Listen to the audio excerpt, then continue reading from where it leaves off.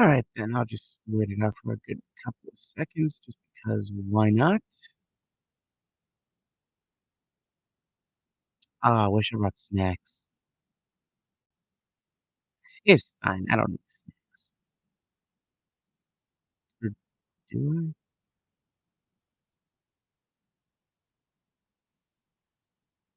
I?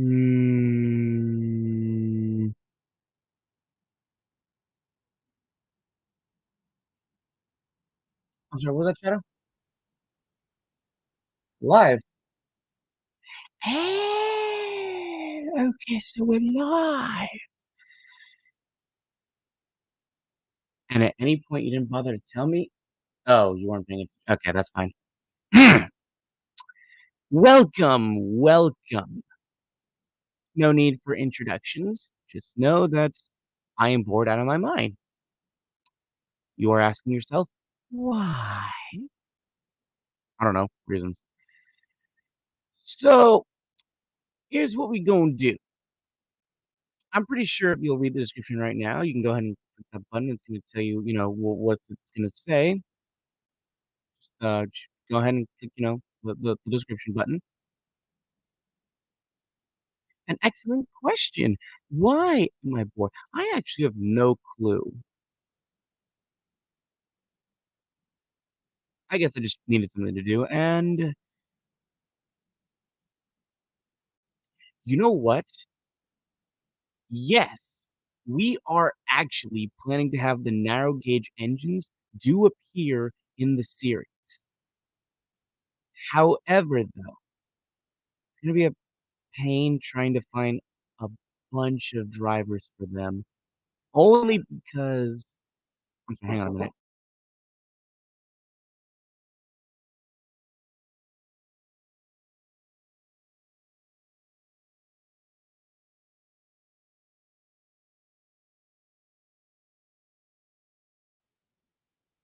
Apologies about that. Someone was rudely trying to interrupt. Where was I? Oh, that's right. Finding drivers for the narrow gauge engines is gonna be a little difficult, but we're at least hoping that we can probably get some characters to do it. Anyway, I'm also doing fine, and if any of you are interested in doing voice acting, in my bio, I believe you can do this on either um what is it? You can either do this on, laptop or mobile. You can be able to find either my Twitter or my Instagram. You can hook me up on either one and you can actually audition for whatever engine. What was it like making Thomas's heartbreak? Struggling to say the least. And I don't mean that was like it took 2 years to make it. It literally took what was it? It took 3 months at first to figure out like what was the storyline gonna be, and within the next 5 months, I was literally just what's the word I'm thinking? I was literally just being, you know what? Imma just narrate the whole thing from scratch. Then a year goes by. I literally had no life plan at all. I literally just, like, held it because I was just going through a lot of, depressing stuff with a certain YouTuber that had me voice a certain B12 locomotive, not naming names. Alfred! Ugh. And then afterwards, we just ended up getting it together. The inspiration I had for making the new life on Sodor, something similar to Victor Tanzig's, but what I wanted to do was I wanted to make it different. I wanted to make it kind of like the life story of how I ended up getting a job on the island of Sodor. And I saw this earlier. Let me just do this for a minute. Sorry, not sorry. I haven't been working on this at all, only because what was it? I ended up going through, like, a mental breakdown because the app that I used, or software I used, ended up actually getting hacked, and I ended up losing all of my data. Originally, I was gonna have this be part Roblox, part Source Filmmaker, part Gacha Life. Don't hate me or cancel on it. Trust me, I am just doing this just for the curiosity of it. I was gonna have it be, like, based on all 3. When I found out that the, account ended up getting hacked, I just lost it. I lost all I didn't say that, I'm not scrapping this. I'm thinking about it, but I haven't thought about it officially. So, we're still working on it, and thank you for the, support. What inspired me to be a YouTuber? Good question, actually. You see, the thing that inspired me to become a YouTuber is you need to have I don't wanna say, like, the inspiration for it, but just something that you want to do, something that makes you wanna just go out there and say, "Hey, I wanna make a video, and I wanna make it so that all my friends or family or even people out there in the world will be able to see it and love this." Will it be good? It might be. Will it be bad? It's a possibility. We're only taking that leap of faith and to figure out what is it that we're gonna do for that video. And then once you decide what that video is gonna be, how are you gonna get it out there? Are you gonna do a reaction to it? Are you gonna do a gameplay of it? The choices you have are very high. It can be any choice. What matters to you, especially as a YouTuber, is how you make that choice. When it came to me, it was just for, at first it was doing reactions, and then I ended up making my own movie, and then I made my own series. Episode 1, but we're still working on episode 2.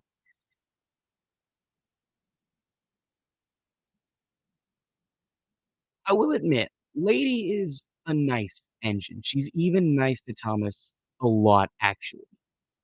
There was one point where what was it? The one video with Thomas's trauma, yet Thomas was still having a lot of PTSD back then with the whole heartbreak situation that Diesel 10 had lied to Thomas's face, and he was still having a lot of anger. He wanted to take it out on Diesel 10, and Lady reassured him. Sorry, let's yawn. Like halfway tired, bear with me. Where was I? Oh, Lady ended up, reassuring Thomas, saying that, "Thomas, love, you don't need to do this. What has happened to him, you don't have to try and fight it. He's already paid for his punishment." I actually did see Sonic the Hedgehog 2. I went to go see the early premiere, actually. The early premiere I ended up seeing. After I saw, like, the entire thing itself, I'm not giving out any spoilers for, to anyone that hasn't seen it. I'm sorry, it's just the yawnings are really getting to me right now. I'm not giving out any spoilers because I want you guys to, like, see it for yourself, but if I were to rate this movie from, like, a 1 to a 10, 10 wouldn't even be the highest I would give it. I'd mostly give it somewhere around, like, 20, maybe 30, because it actually did a lot. And I don't mean, like, just for, like, the movie itself. It ended up doing a lot, like, when they went based on games, as it did go from the actual Sonic the Hedgehog 2, Sonic the Hedgehog 3, and I don't wanna say Sonic Adventure, 'cause that hasn't happened yet, but it did a lot to process. And I heard that the deleted scenes and the Sorry, yawning again. God, I need coffee or something. Something wake me up. Not the point. I do know that they're gonna make, Sonic the Hedgehog 3. It has actually been confirmed, and from what I've heard on the stories is that they are gonna try and get Amy Rose into the movie. They're gonna try and get Jim Carrey to do one last Sonic movie before he ends up does retiring. And in case you guys wanna know why he's retiring, I'll tell you that another time. And they're actually getting a very infamous celebrity to play a certain ultimate life form, if you will. Have I seen Security Breach? I have actually, and I don't know why. For some reason, like, I understand that why Scott ended up, like, finishing Five Nights at Freddy's, and I will say I'm a little bit, I'm a bit disappointed that he did end it, but you know what? It was his decision to do it in the first place. Not saying that, I'm not angry at him. I accept with what he does, but just something about Security Breach sets off a weird vibe to me. Like, the fact that we didn't see, because I know there's, like, a section of it where that shows, like, Bonnie and how Glamour Freddy says, "I miss him."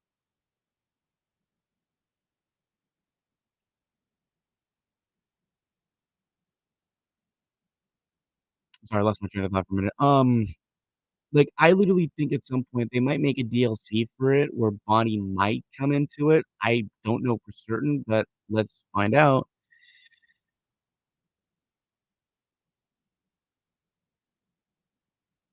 My Thomas OC, it's kinda different from what you'd think it is. I don't have an official picture of it right now, but it's supposed to be like it's like Thomas in a way, but instead of the, 606 configuration, he's more of, a 062 configuration. 6 being the main driving wheels, and then the 2 being the front bogey wheels, like James and yeah, just James. I do know that I also gave him pistons similar to Percy's and golden glasses. It's like the closest thing to it I can think of.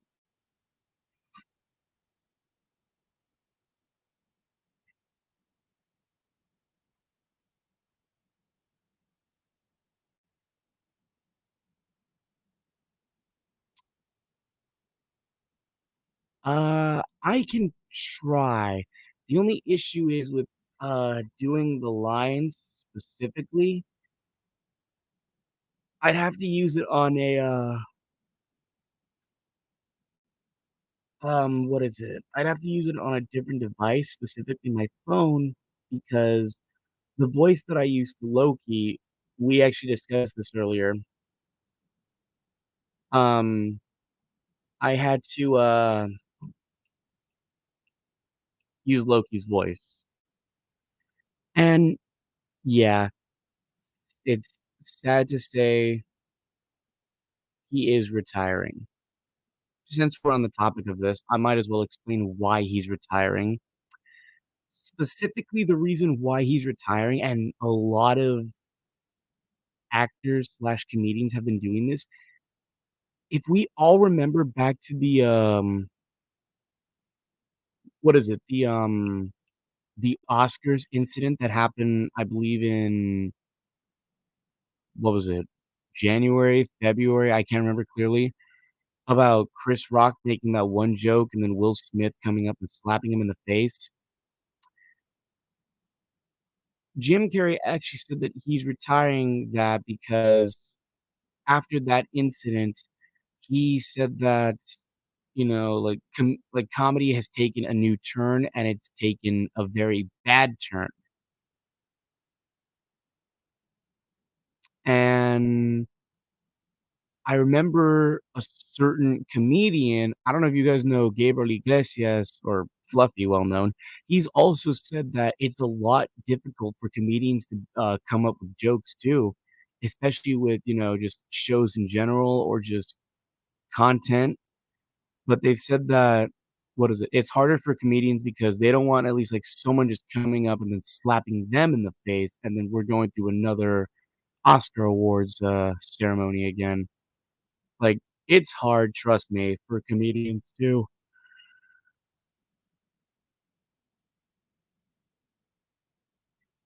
And I forget what happened, but,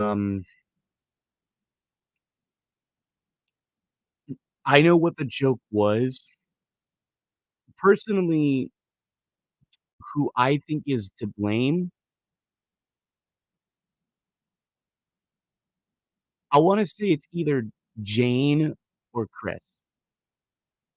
I say Jane as well because and hear me out before you guys start attacking, the joke was kind of, like, similar to what is it, G.I. Joe because some of the because G.I. Joe is based off of a military show where they go and save the world from the evil General Snake or something, I forget his name.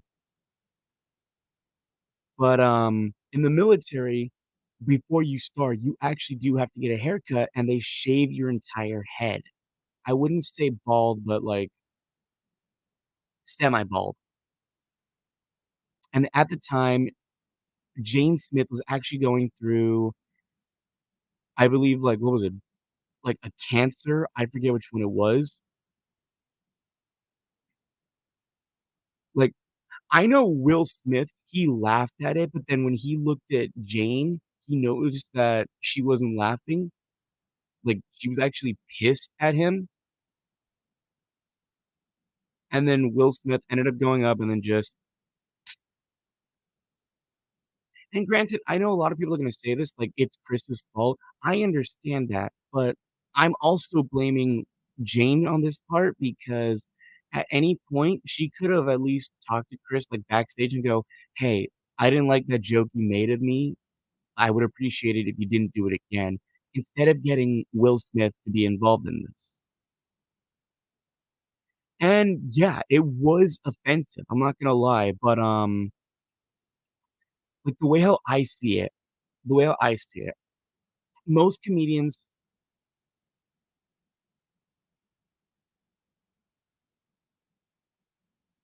I'm sorry, that was another yawn. I swear I need coffee or something. Did I already say that? Did I need coffee? Yeah, I already said I need coffee.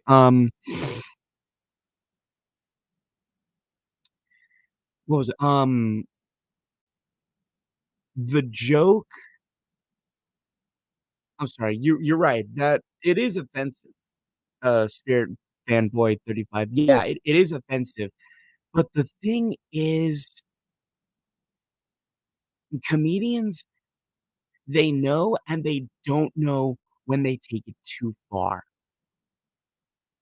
Like, some comedians, they'll know when they're taking it too far, and they'll, like, stop for a moment, they'll think about what to say next, and then there are those comedians, they don't care.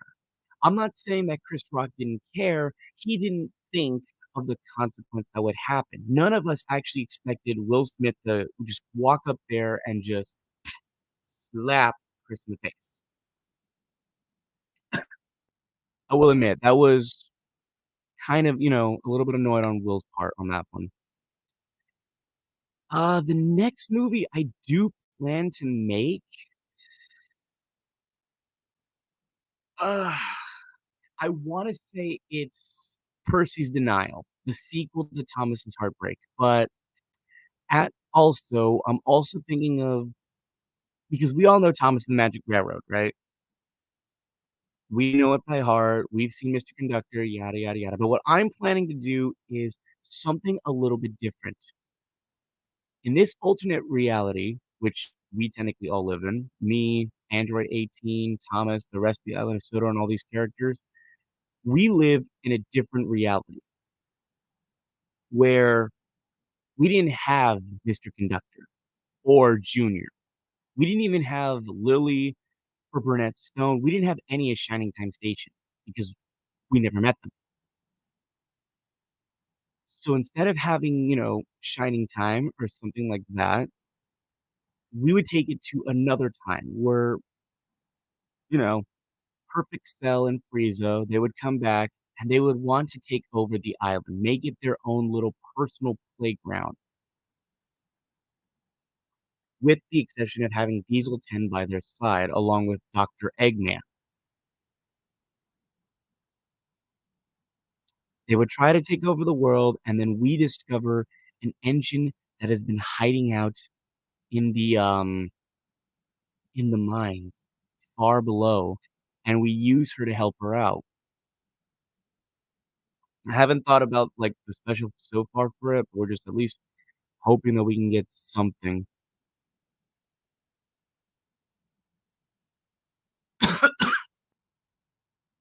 This is an excellent question, by the way, welcome back. I hope that you got the lines that I did send you. I wanna probably say I can't say a special for sure, but I do know I can say, like, what joke he's made I did like.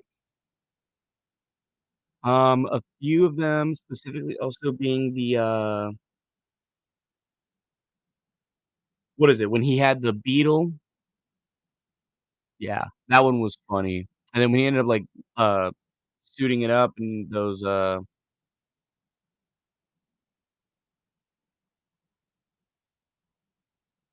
what were they? Because I knew that they were gangsters, but I couldn't think of, like, exactly what they were. And when they say, "Hey, check it out, it's the Fat and the Furious." I know that one's my top favorite, but I can't think of anything else.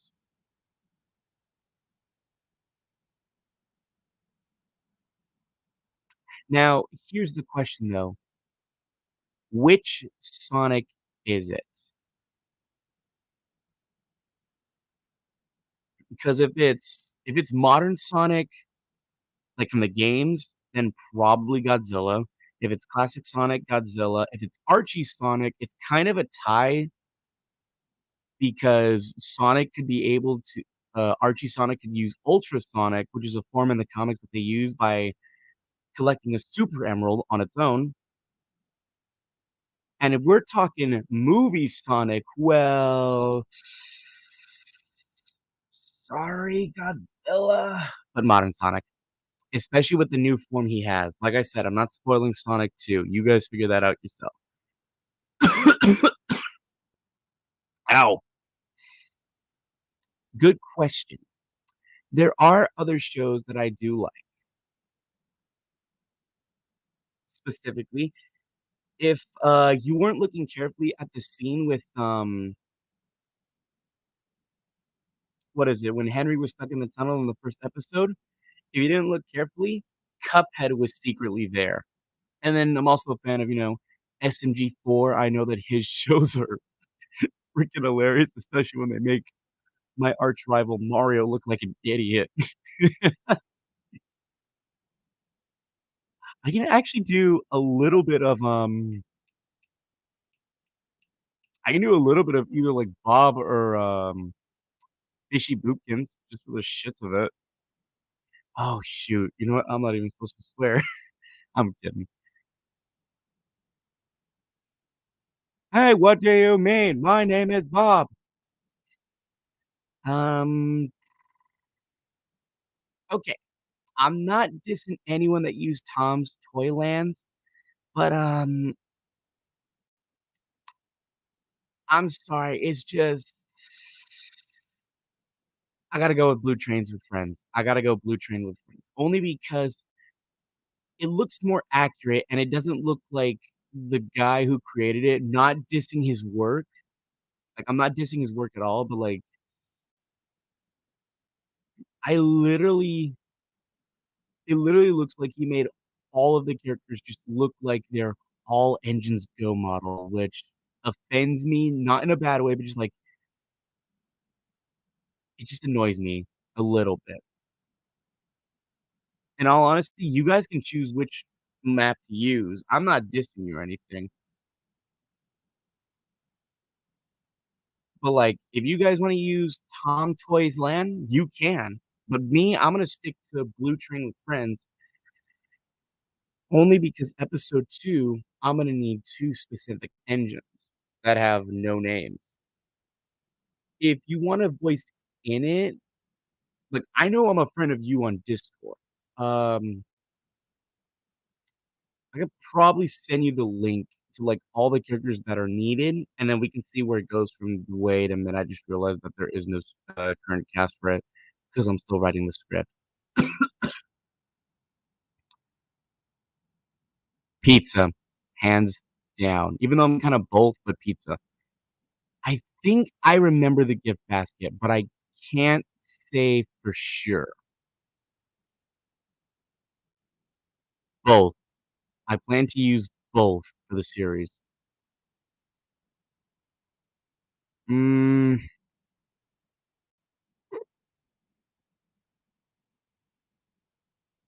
episode 1, season 1, hands down.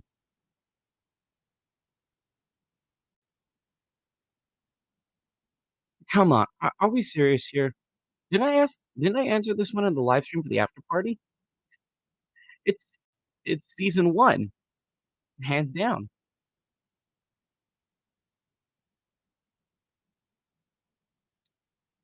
I'm just gonna put this up just because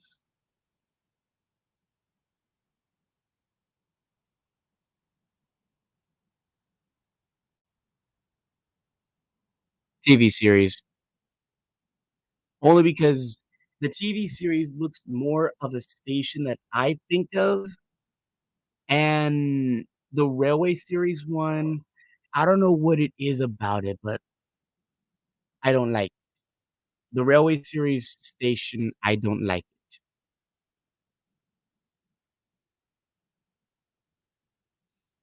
Yes, that is well, no, you're halfway right. Like, if we're talking about, like, the games itself, then yes, it's because he looks like an egg in his own little flying machine, but if we're talking in the movie,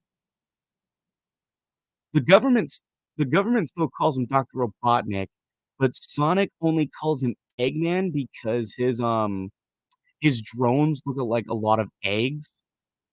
That and, well,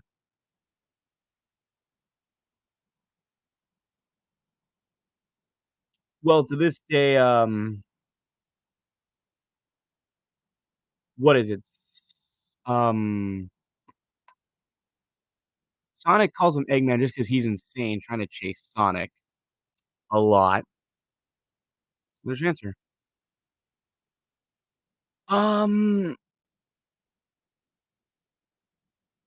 which Thomas actor is my favorite? Ooh, um, I'm discluding all the ones that narrated from, what is it, season 1 to season 11, only because they were all narrating too. Going back to this real quick, yes. But I wanna say my personal favorite, and it's where I kinda got my start as Thomas, Joseph May.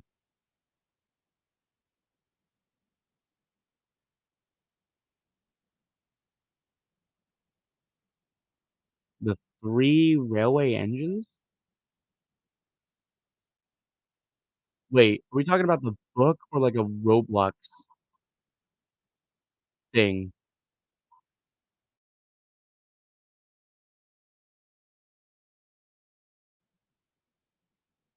I'll look that up later. I probably have, but I don't even remember because it has been a very long time since I've heard of those. Um, good question. Now, at one point, I actually did wanna do Thomas's Heartbreak all in trains. I am not kidding when I say this. I wanted to literally make Thomas's Heartbreak all in trains. Unfortunately, I couldn't because I had already pre-recorded everything from Roblox, and I feel more comfortable with Roblox. I'm not gonna lie when I say that.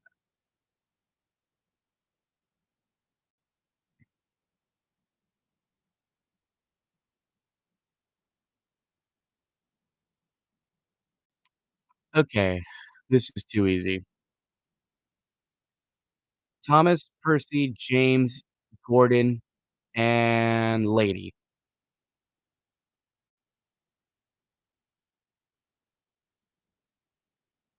I believe what got me into Thomas, I don't even remember that well. All I remember was that I was just a kid enjoying Winnie the Pooh at first, then afterwards, I just started being a fan of, Thomas itself. Yeah, I'm not gonna lie, it was fun. Thoughts on Thomas Productions? Mm.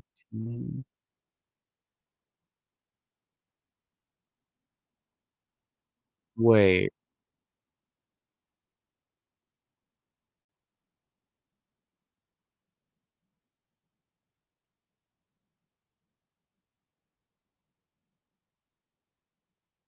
give me a second.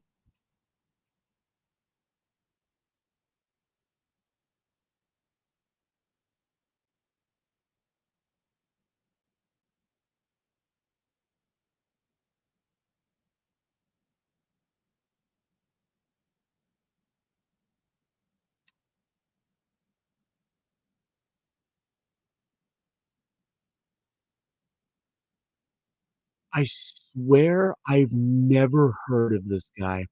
I'm not kidding when I say that right now.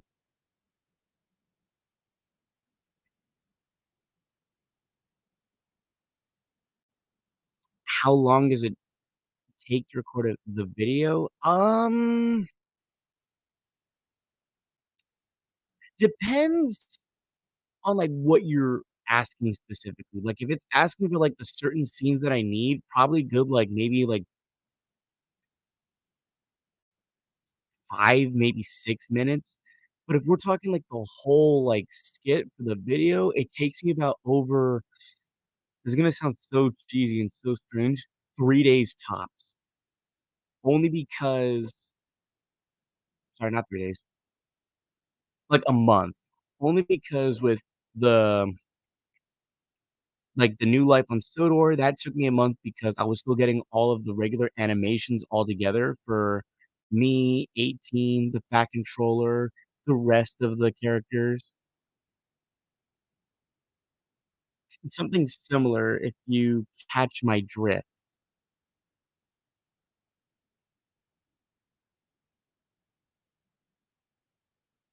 But if we're just talking about the like, an episode itself, probably, like, a good hour or 2.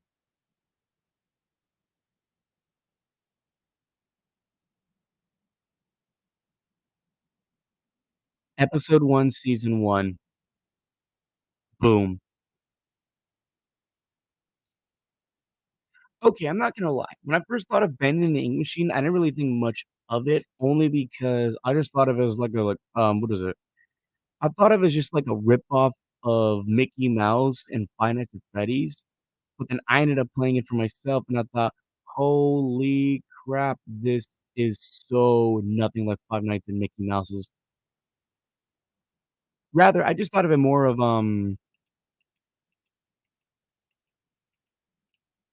I couldn't even think of it at the time because it was just so different. I never thought of it as, like, what it was. I am a little annoyed that it just ends back to where you first begin because it's so cheesy. Like, anyone could literally just make a game, end it with a good ending, but then you start back from the beginning. To me, it's just like, wow.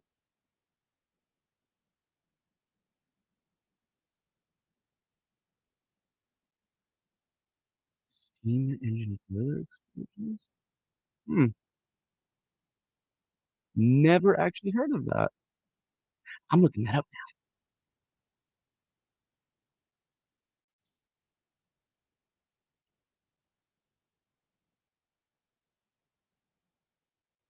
There it is. What the?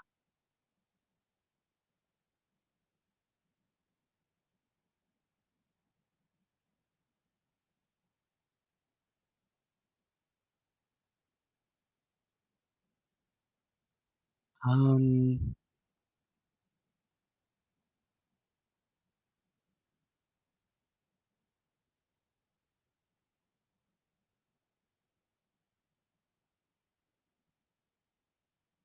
Stop gaming. In 2022, it doesn't make any sense to game without getting something. How dare you lie?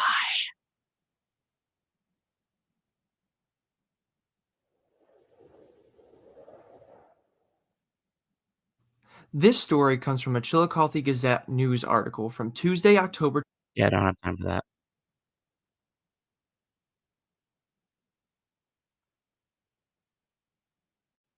What's this? I've tried a new era, and it's good, but I'd have to go with 2019. Only because, um, like, I know you've all noticed, like, some Thomas creators, they all have Trains 2019 because, the models that certain people make for the Island of Sodor engines, it looks more real than what some people do for Trains a New Era, and I'm not dissing it in any way. I'm not dissing any creations in any way. It's just something about it seems like it's just something that I prefer. I just prefer Trains 2019 over A New Era. This, I remember I answered this before in the Heartbreak After Party. It's not that I don't hate it, I just disagree with some certain things about it. Specifically, Toby's death. Did not like it. And then what they did to my boy Percy, I was so angry. You all just left him there to die. Y'all have shame. Shame on you for thinking that you can just kill Percy.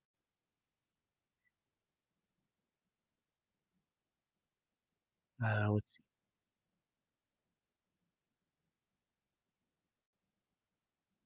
Is this the trick question? Of course, Henry.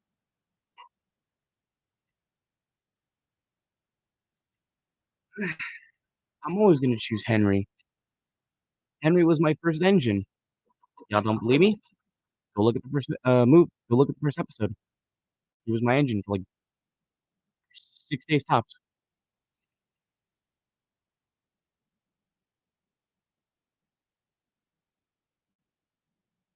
Okay, wow. I may be old, but I'm not that old. I'm only 21.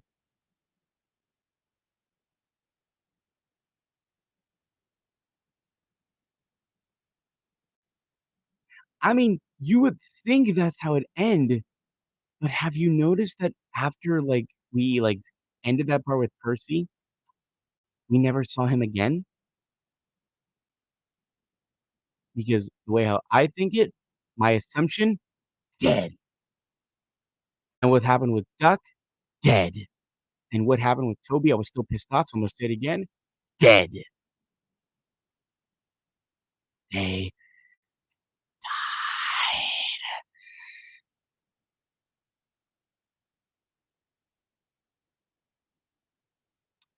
If 1964 is the one with like what is it? Mr. A the Hedgehog ended up like recently updating, like recently uploading. I was I was getting so much PTSD from what that one engine was doing to Marvin. The weird part was I know that you're all gonna catch me on this, but I was catching a lot of Angel Dust vibes with Valentino. I was trying so hard not to get pissed off. I was just angry.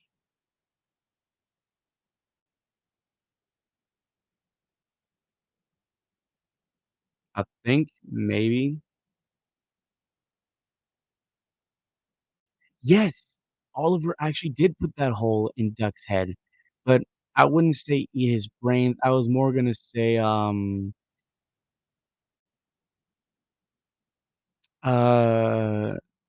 more like the Beast. I'm gonna call him that. I don't care what any of you call it. Fight me if you dare. Um, the beast was actually hungry for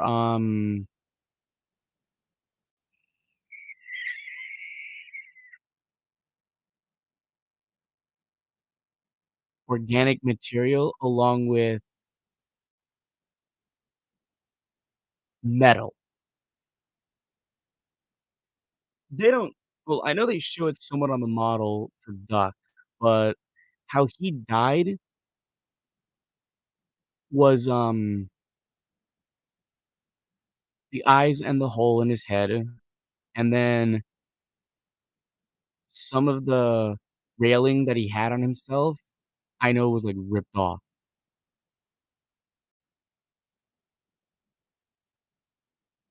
Um,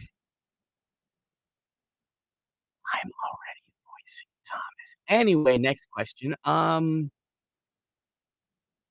Optimus Prime, I personally see him I see him as, like, a war veteran. Like, if a war veteran were to come back and, like, they're about to, like, join another war, I would see them like Optimus Prime. When, like, things seem like they're going down, like, they're the ones that are gonna say, "Hey, never think the negative side of anything. We will win this. We're going to win this war, even if it takes a few lives, because we're fighting for our freedom, and if they wanna take our freedom, they better take it real fast because we're not gonna give it up that easily."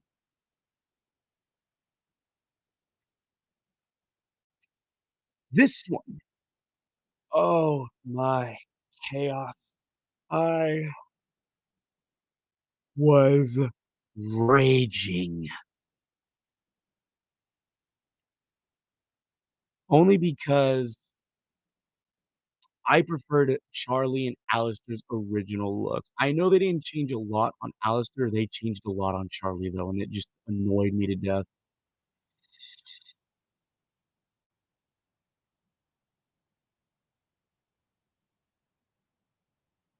I can't say much about it, though. So, yeah. Make a drawing of an engine called Green. Hmm,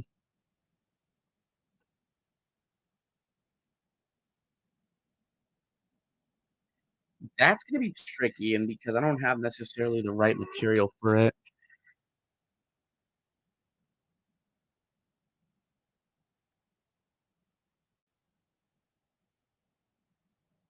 then in that case, carry on your work. Oop, I forgot I had that up there. I'm taking this down. Yo.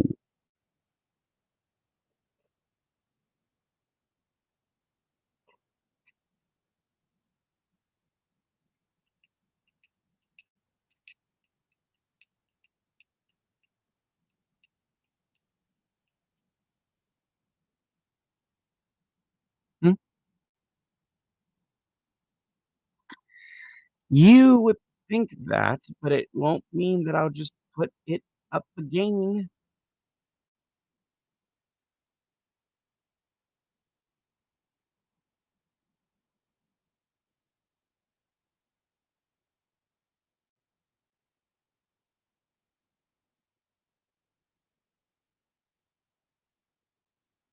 And before you ask, I'm Great Western. I follow the Great Western way. And I thank you for that, actually. Believe it or not, I think as I said in the Heartbreak After Party, I actually wanted to make it more of like, what would it be like in this time if the Thomas and Friends engines discovered relationships and realized that like there are ups and downs to it and worse, heartbreaks? Like, how would they cope with them? And what would happen to them especially?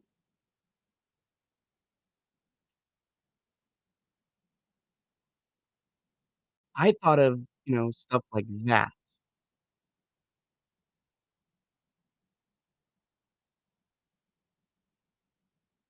I actually haven't seen Bumblebee yet, so I can't say. What's this? Hang on, someone sent me a video through Discord.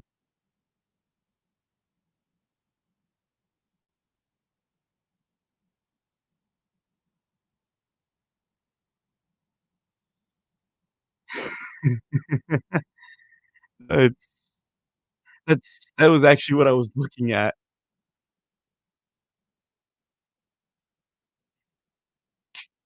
Ow,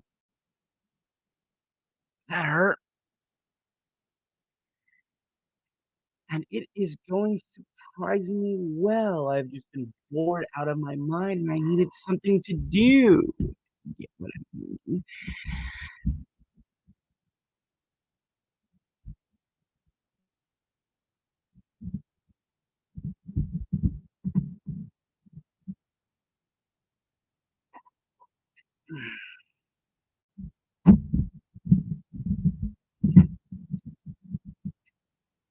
I haven't seen that movie either, so I can't say for sure. And thank you for the subscription. Trust me, you go through the rest of my content, you'll see from where I first started up and to where I am now.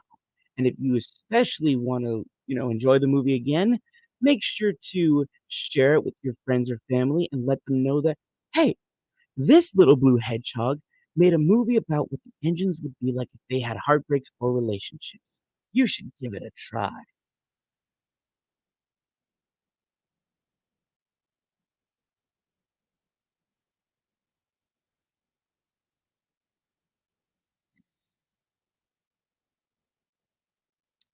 I was actually playing Roblox earlier. If you guys want to find me, I am Sonic Hedge 1.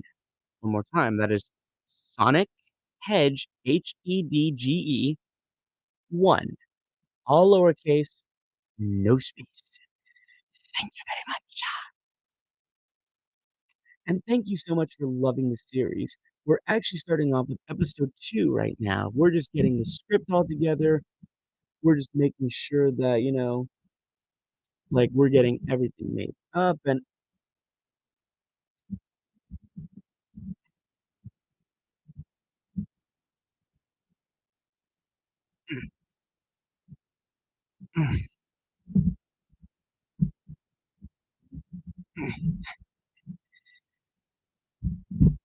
there's a Has Been Hotel 2022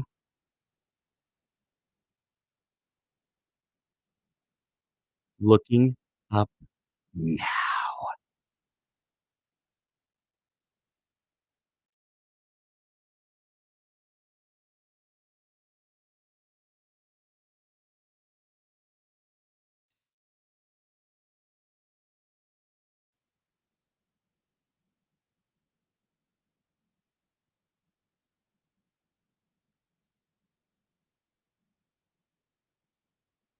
There's a ton of characters and weapons that you can collect. There's different constellations for them. Anybody that doesn't play this game wouldn't know this, but the Hey, people it's that Eddie do, they VR. would know I'm flexing. Oh, howdy next to you wants to leave? Watch it. I mean, we could stay a little longer. I think we need to go. Okay, I think it's been a long night. Well, these people seem to know you. Come on. I think I want to give this another try. Please? Okay, fine. Maybe one drink.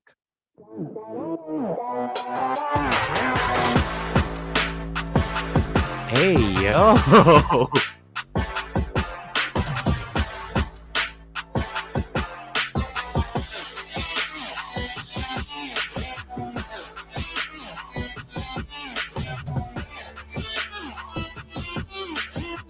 Of course, it is Raul.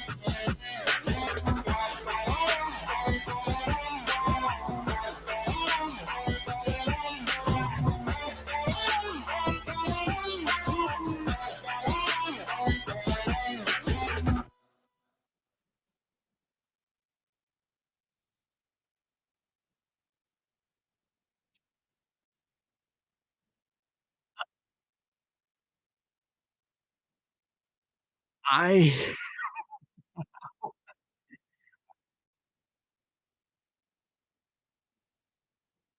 I I don't even know what to say actually. That's, uh,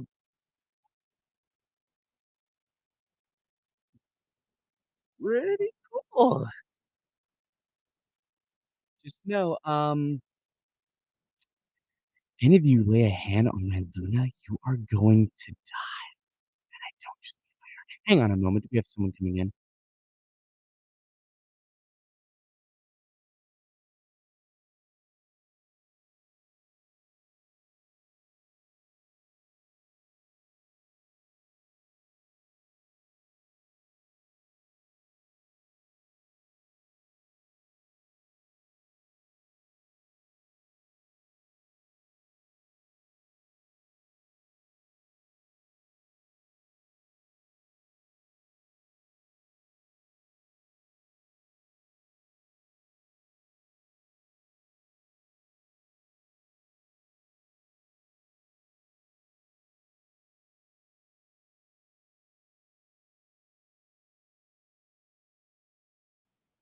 Apologies, Silver needed to borrow, $20 and I punched him in the face.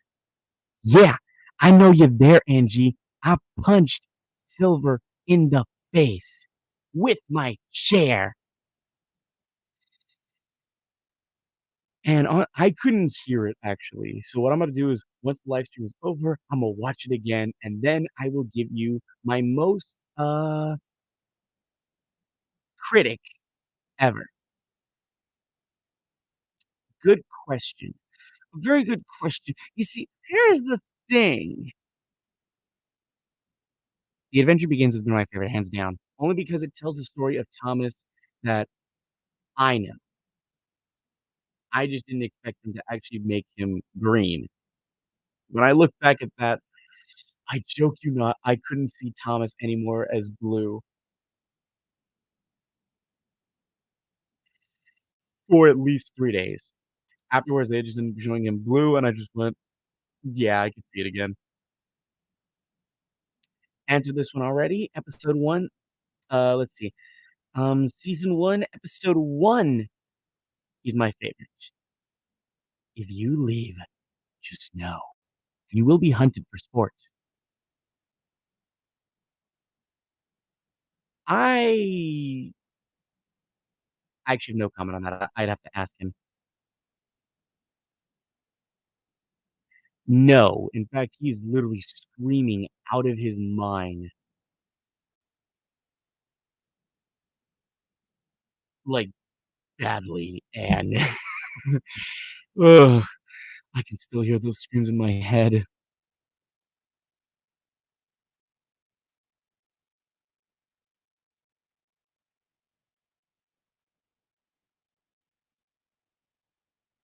Something similar, yes. And to answer your question, I just got a notification about Uber on my watch. That is weird. Um, I can't think of one.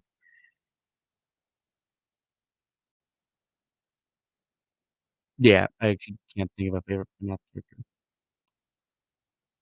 It's definitely not Vanessa. I'm gonna say that right now. It's definitely not Officer Vanessa or Vanny or any of the new characters that they brought in. So yeah, no, I don't have a favorite. But I will say this though, I can do a perfect Glamrock Freddy. Gregory, be still. I can tell that we're not alone.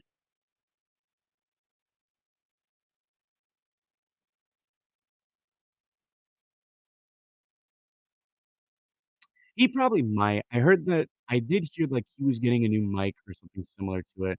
And no, my dear sister, I did not know anything about it. Great Western.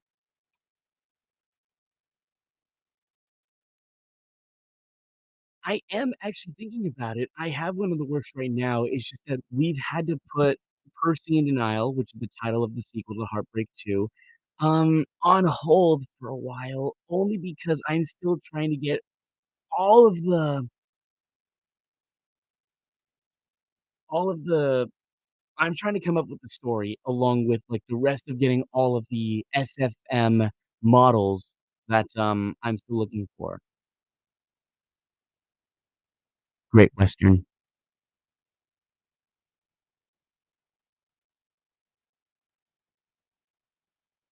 In that case, mate, I don't see what is stopping you. Just know one thing. You will be judged.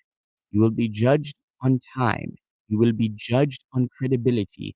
You will be judged on how mega awesome looking you've made it. Sure, get every little detail.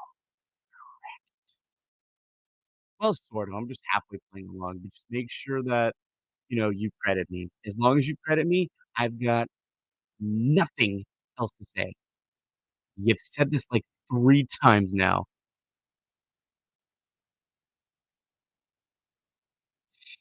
What I do? Look, freak out of my freaking mind and think, what the heck has happened to my railway?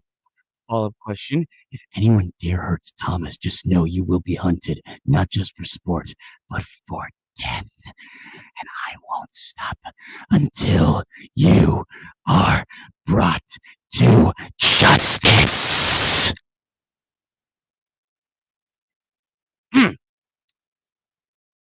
Thankfully, we've got our point together now, and I don't have to do that again. Because I'm actually not gonna lie. My ear's ringing.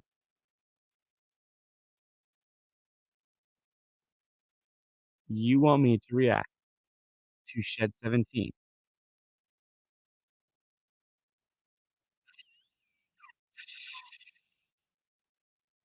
Oh, I've so done reaction videos a long time ago. If you told me this probably like a good 3 years ago, then probably I would have done it. But you know what?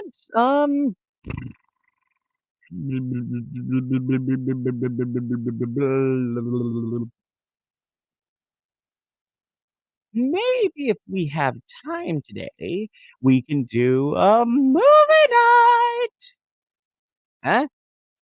Huh? Huh?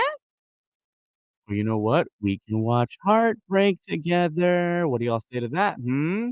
Hmm? Hmm? Hmm? Hmm?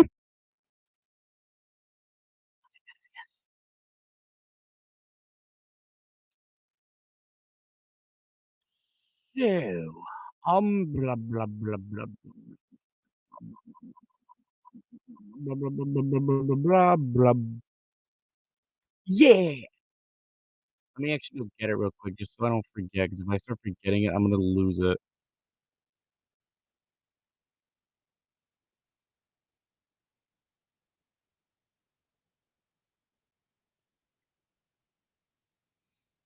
Tell me why ain't nothing but a heartache. Tell me why ain't nothing but a mistake. Tell me why I never wanna hear you say I want it that way.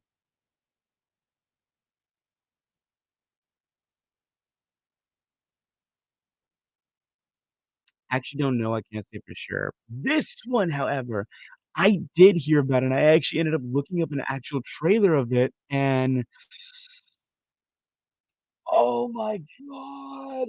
I was getting a lot of Stoner Fallout vibes. I don't know why I was, but I was. Oh, and, beat you to it. I've already seen it. I know how it ends, and you know what? I've noticed that almost every single freaking YouTuber has done this, especially Thomas 1, Edward 2, Henry 3. They all have sacrificed Diesel 10.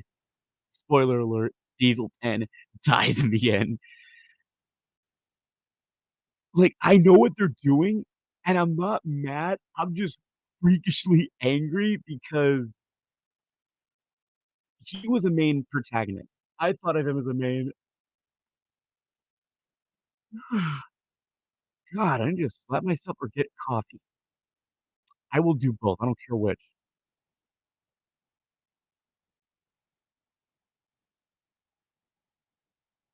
But yeah, if you haven't seen it, spoiler alert, he does at the end. You're welcome.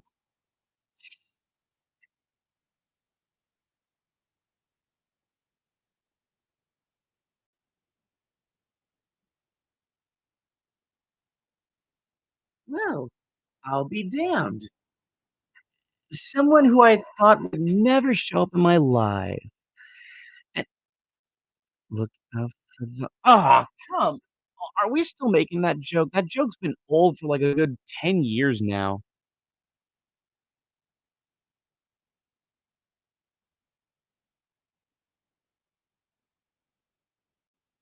Well, I'm Great Western. I follow the Great Western way. You don't follow it, I break your Nico kneecaps.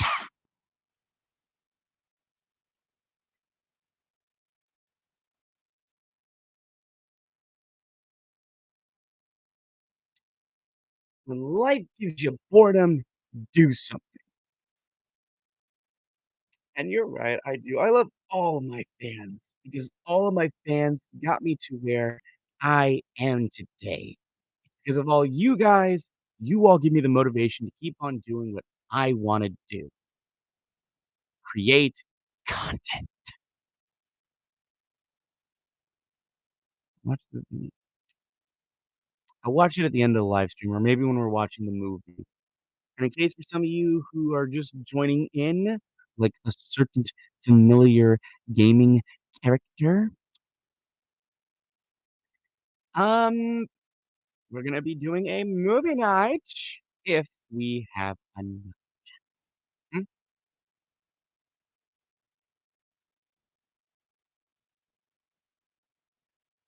Mm.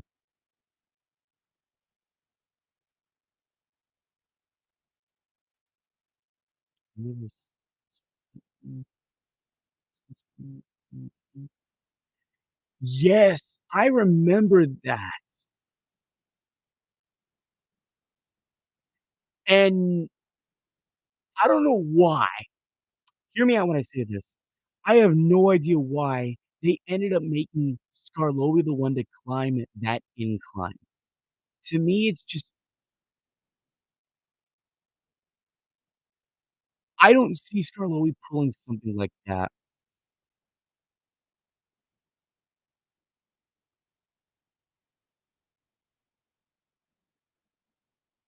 It was just ungreat Western of him, especially of an engine of his class and of his age. And I thank you so much, Emily, for, the compliment. Your compliments and your reviews on my studies, my movies, my fortune. You are all what get me to it.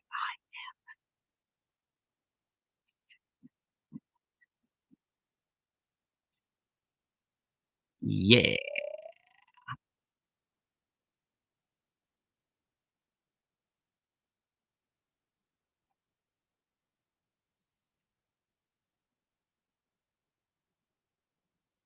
I really gotta update this photo. Hmm?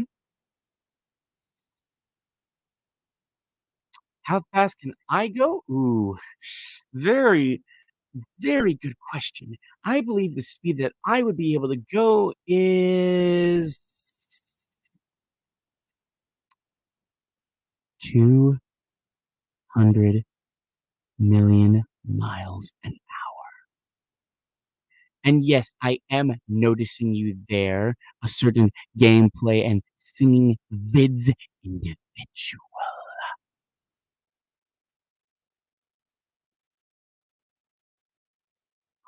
Master.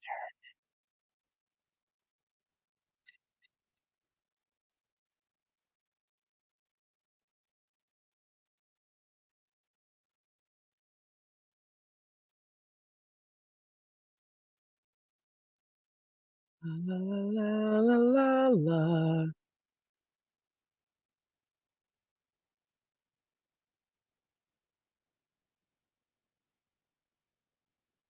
Mm, I will call you what I decide. Nah, I'm just playing. I'm not that mean. I'm just a hedgehog. I'm not just a hedgehog.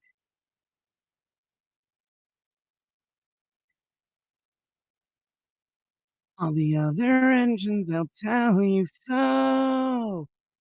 He huffs and puffs and whistles, rushing to and fro. He's the really useful engine we adore.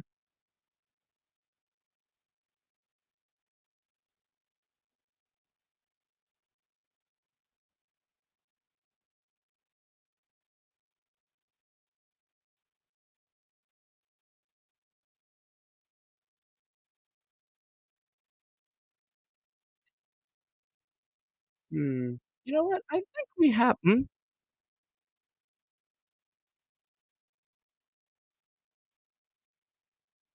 I am a train fan and Thomas and Friends. Of course, I love Thomas and Friends. If I didn't like Thomas and Friends, I wouldn't be having this channel in the first place.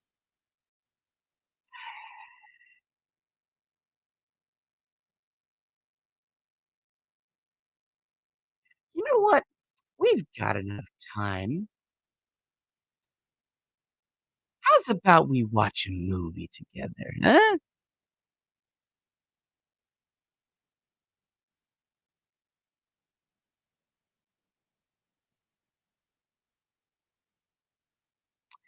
I have a feeling you all want to watch a movie. The Roblox game I use for Thomas is either Take on Soda or Beta or Blue Train with Friends, debating on what I want to use. And my favorite class of locomotives, it's obvious, it's the E2 class tank engines. Say what you want, them engines, they are the king, in my opinion.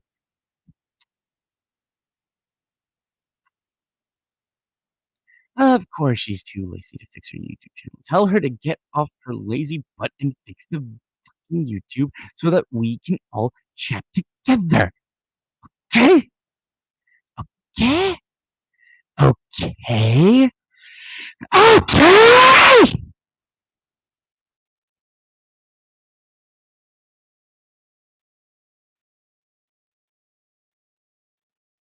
Oh god, you like Diesel 10's class? No, I'm kidding, I'm kidding.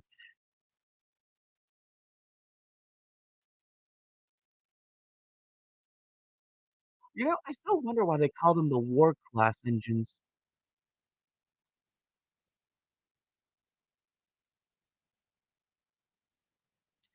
And here's one question I have for you, Mr. Great Western Remakes. You're forgetting a class of the GWR. You have the Pannier tank engines and the 1400 engines. Let me ask you this. What about the 14 double X?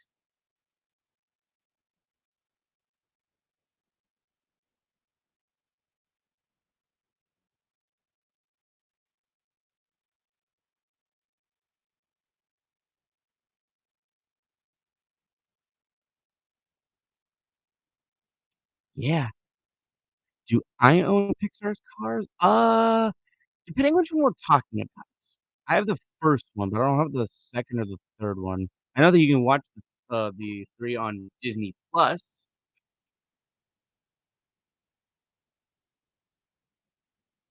Uh,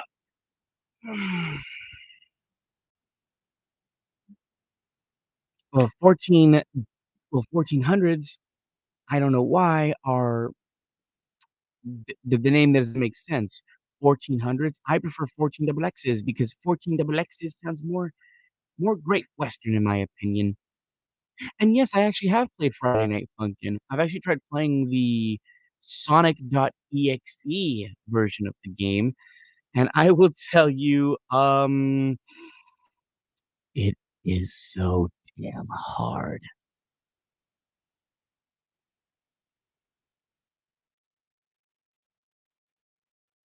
The main song. Oh, wait, hang on. I don't think you guys can hear me. There we go. The main song that I like from Friday Night Funkin', the Sonic.exe one, it would have to be the Chaos and Endless. Oh yeah, I've played it before. I've actually passed the entire game, like, what was it? A long time ago. I did a stream when? Yeah, maybe I'd probably do.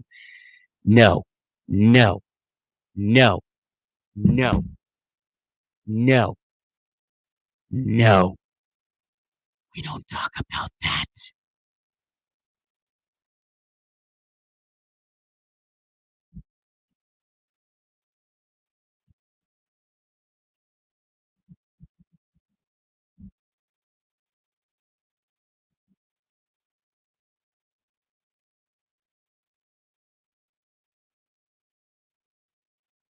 I've never actually heard either one, so I can't say for sure.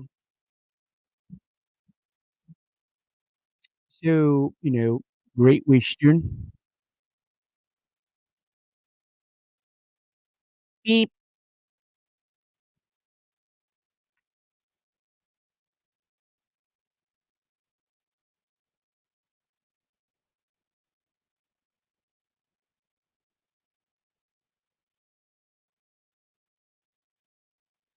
You can't make me worship the GWR. I will always fall down to the LNER and the LBSC tribe. And if you ever think of coming in here and threatening my life, just know that you won't be able to see the day where you last see the sun. Rather, you will see yourself on the scrap heap, trying to find your way out of your justice tribe, but you won't be able to make it out as you see the fiery blaze upon you. But I worship you and try my best. Beep.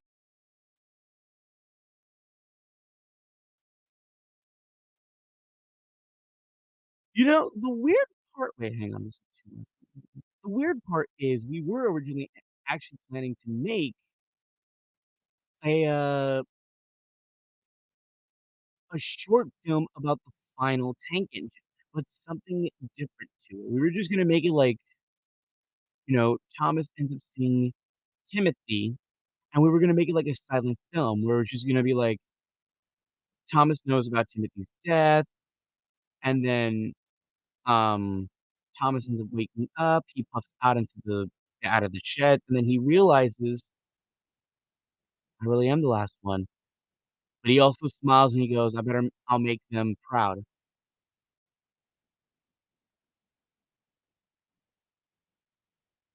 So yeah, you can't declare war on me. I'm unstoppable.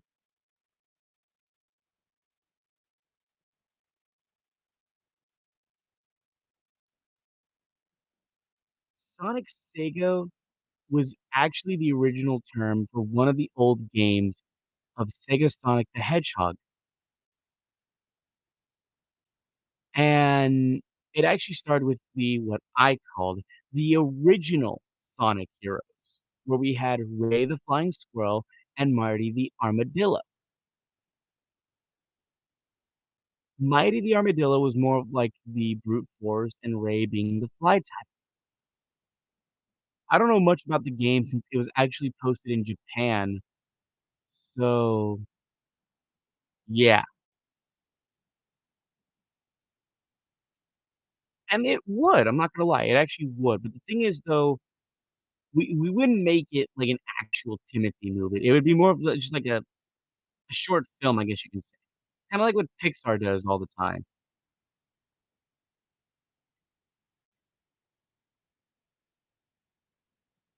Really? Is this a rhetorical question? It's Thomas, hands down.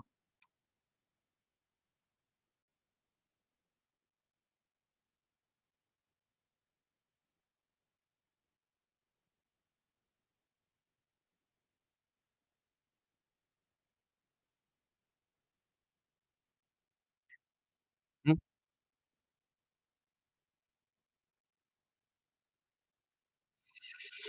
ah,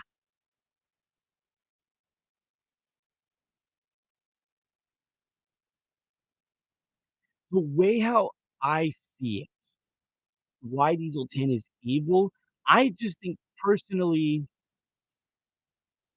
I think the reason why Diesel 10 is evil, it's not that he's evil, it's that he's prideful of what he does.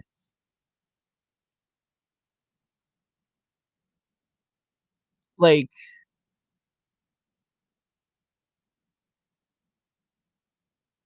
I know that Diesel 10 didn't have, like, an official owner at the time, and that Topham Hatt just randomly brought him on the island to help out with logging lumber or something like that, like they say they did.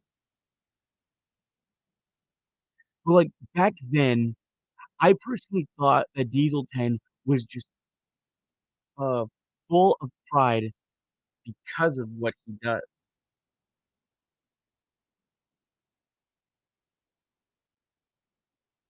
And what I mean by, like, what he does, it was mostly just,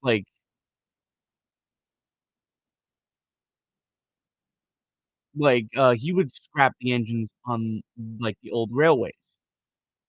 I think something similar to what Roderick did, but, like, different. I know, like, they say, like, Roderick is supposed to be Diesel 10's, like, brother per se, but I don't know the story behind it.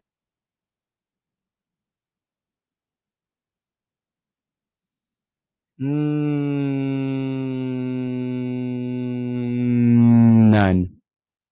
And actually, Metal Sonic's real name was actually called Hyper Metal Sonic.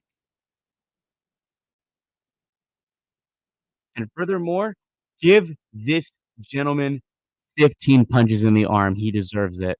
After all, since it's gonna be his birthday tomorrow, everyone start giving him 15 punches in the arm. Do it now. Give this man 15 punches in the arm.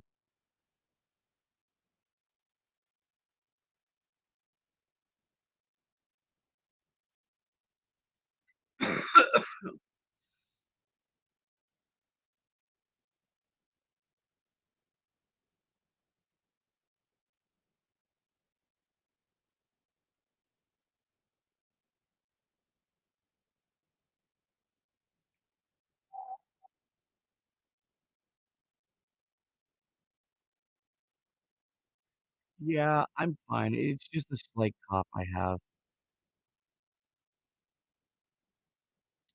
and it hurts somewhat. Lot. Oh, and you're so right. I did give you a death sentence. You want to declare war on me? This is war! Just know you are not going to live to see the next bright blue sky, but you will only see a fiery blaze being pushed upon you as the scrap metal just burns and burns even more. The organic material on your face will be burnt alive.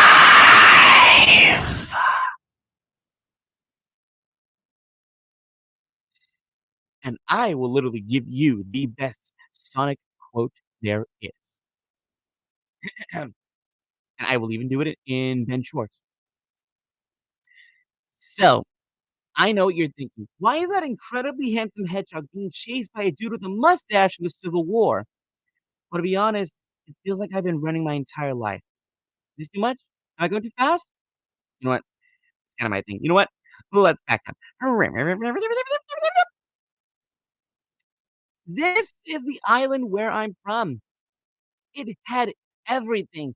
White sandy beaches, cool cool running lines, public access to loop-de-loops. And I didn't need to take a school bus because I could literally cross the entire world in just 3 seconds. Also, there was no school. I know, pretty sweet island, right? Thomas the Tank Engine in the books, he started out it wasn't just him, it was like he didn't start out at first. It was Gordon, Henry, and James, and they started out somewhere on I don't remember the day specifically, but, it was, it was in 1945, I know that. But I do know that the series ended up coming out October 16th or 12th,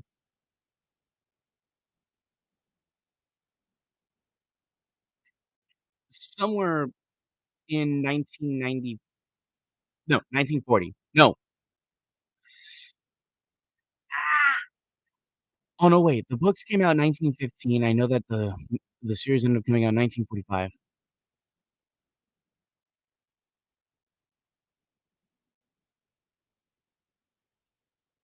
And of course I play Sonic Speed Limit Simulator. Who wouldn't wanna play that game? In fact, believe it or not, I can actually show you right now. There's one character that's there. He looks a lot like me. It is slow, I am sorry. Oh, wait a minute, that's not the one. That's something different, hang on. Here it is. Okay, you all can't tell me right here, this version of Sonic looks like me. You can't tell me he looks nothing like me. I'm going back to that so I can show you again. Look at it one more time. Look at it one more time. Look at it. Tell me that does not look like me. It looks like me, and I know it looks like me.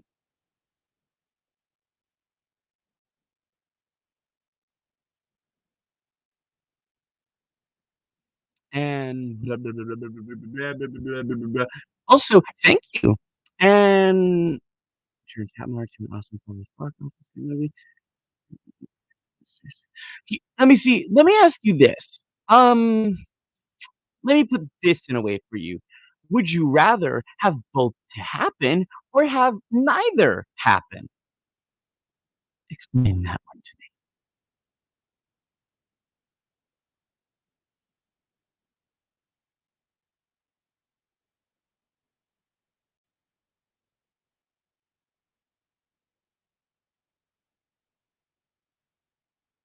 Oh, I'm running down the tracks as fast as I can go. As I'm puffing forward and I'm puffing to and fro as I move left and right, and I'm always doing right. I'm just the number one.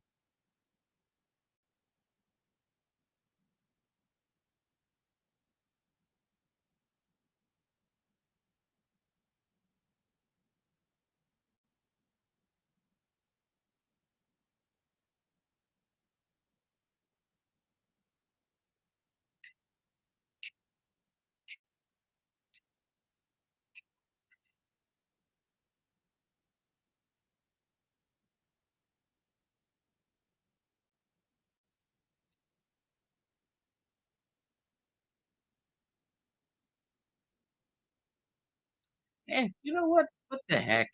Who wants to watch a movie? 'Cause I have nothing else to think of at the moment.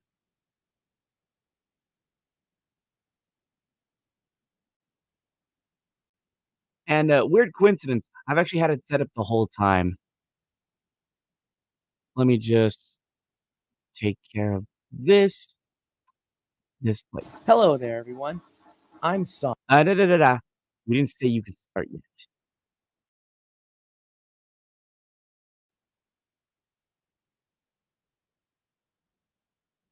Mia, there's your answer. Hello. Okay, making sure it's right on track. Okay, so hear me out. I'm gonna go offline, and I don't mean literally, but just so you guys can be able to watch the movie. Don't worry, Imma still be here. I'm just gonna be muted. So, if at any point you gotta use the bathroom, do it now. If you wanna go grab a snack, do it now. If you wanna just joke around and wait for the others to, use the toilet or grab some snacks, do it now. I will give you all a good 2 minutes tops.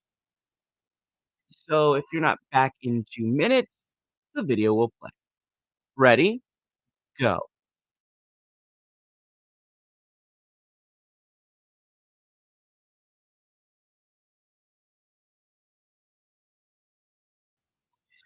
Alright. I have just, started the timer. So when my watch goes off, the movie begins.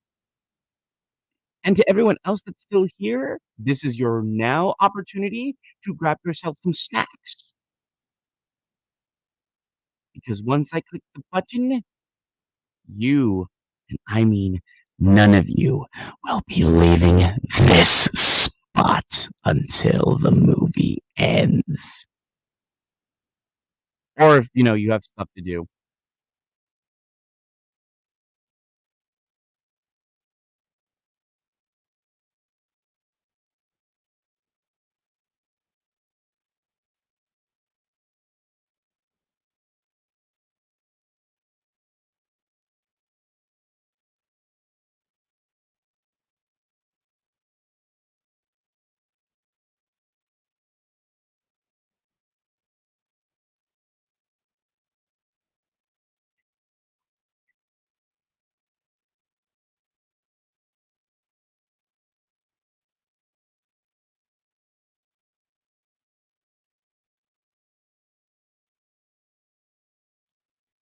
No, James and Edward are not brothers, but, it's kinda nice that you think it like that.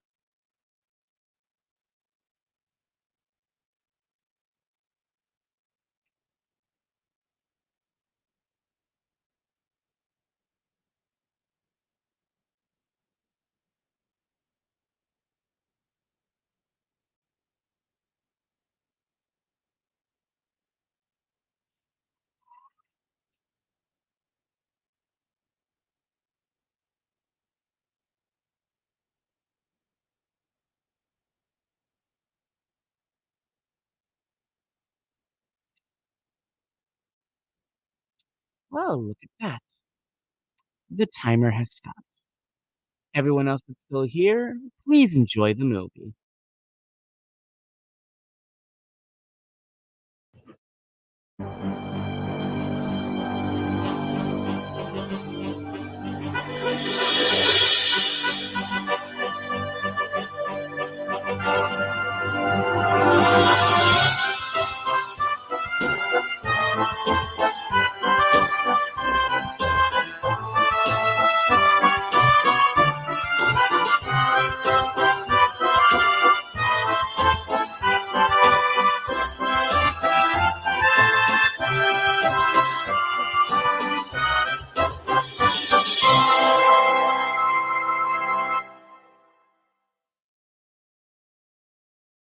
Thomas's Heartbreak.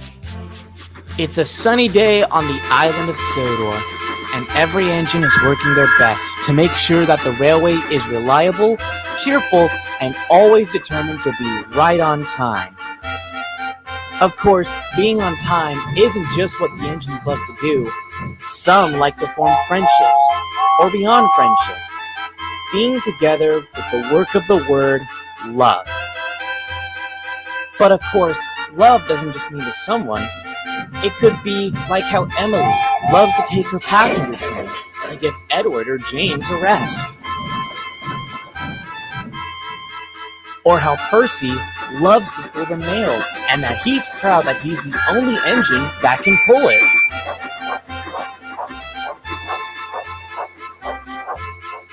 Or how our special friend, Henry, loves to take his forest trips down the line.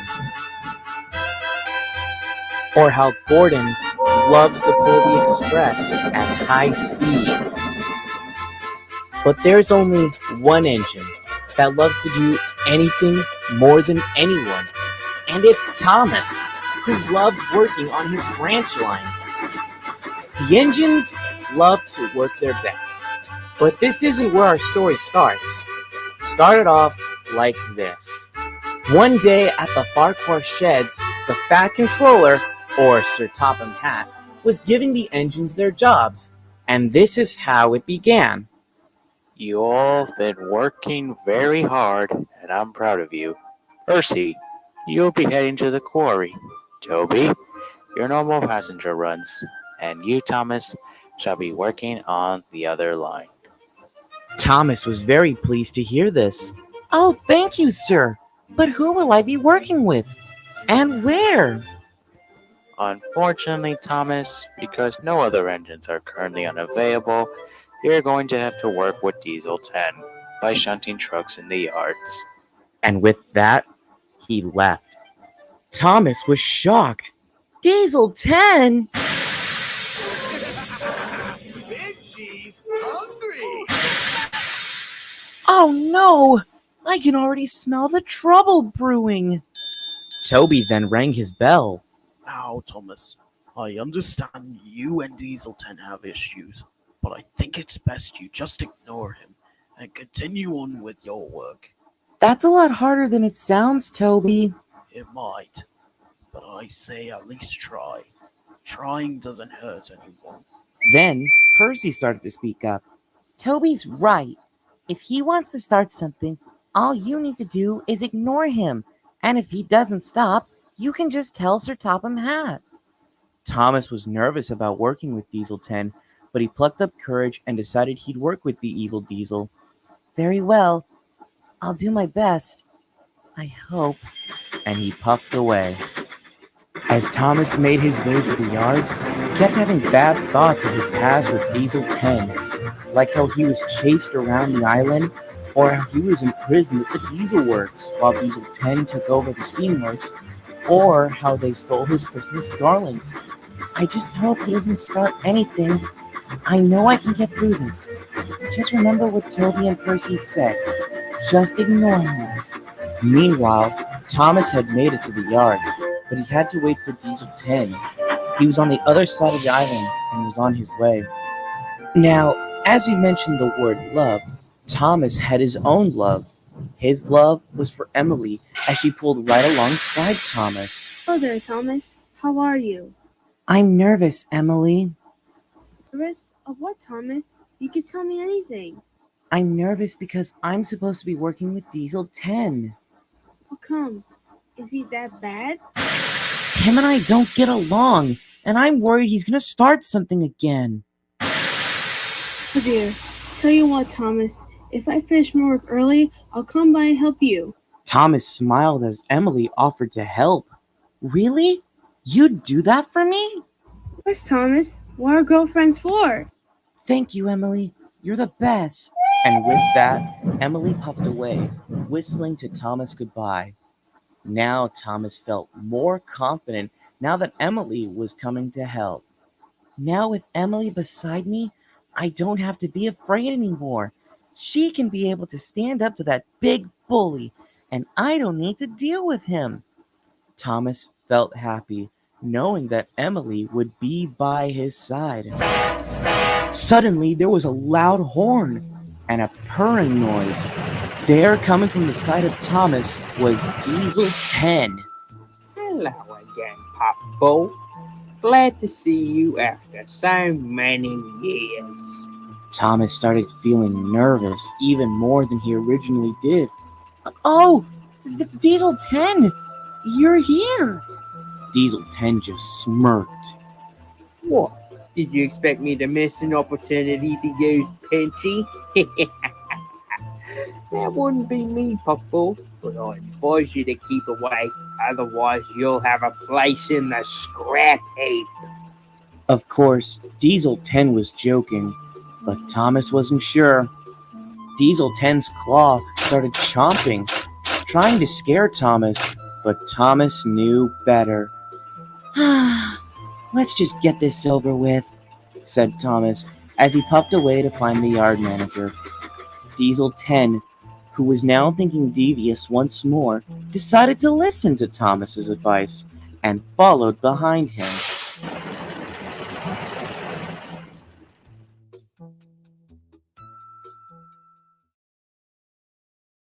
Soon, Thomas and Diesel 10 started working together, getting a coal train ready for Duck to take to the coaling plant.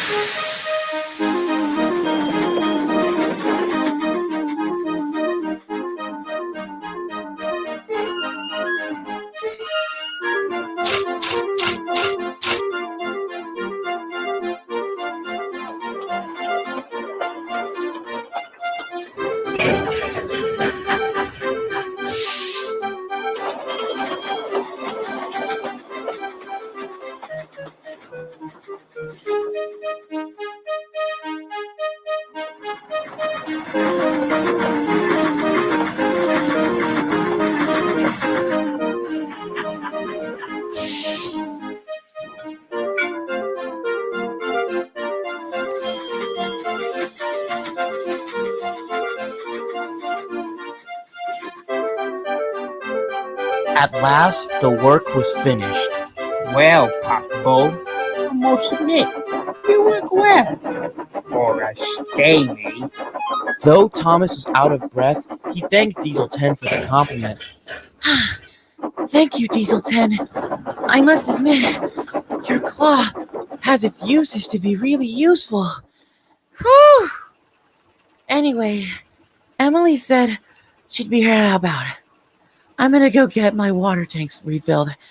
I'll be right back. And with that, Thomas puffed away. Diesel 10 started thinking devious. Oh, that's splendid. Now I'll be doing your work as well as my own, while you and Emily sitting aside and having a lovely conversation with your girlfriend. Suddenly, Thomas came back, but he hadn't refilled his water tankers. He was cross. What did you just say about Emily? Oh, come on, Thomas. We all know you and Emily are in a relationship, but let's be real. Honestly, between you and me, she's not really into you. She prefers really strong engines, not tiny tank engines like yourself. I hate to tell you that, but it's the truth. The truth stings sometimes. Diesel 10 didn't know this, but he was starting trouble. If he continued, he would see a side of Thomas no one had seen. Along the way, Emily had finished work earlier than expected and was on her way to help Thomas. Thomas is doing okay. I bet he's scared the edge of his buffer beam. Or so she thought. As Emily turned the bend and entered into the yard, she noticed Thomas and Diesel 10 face to face.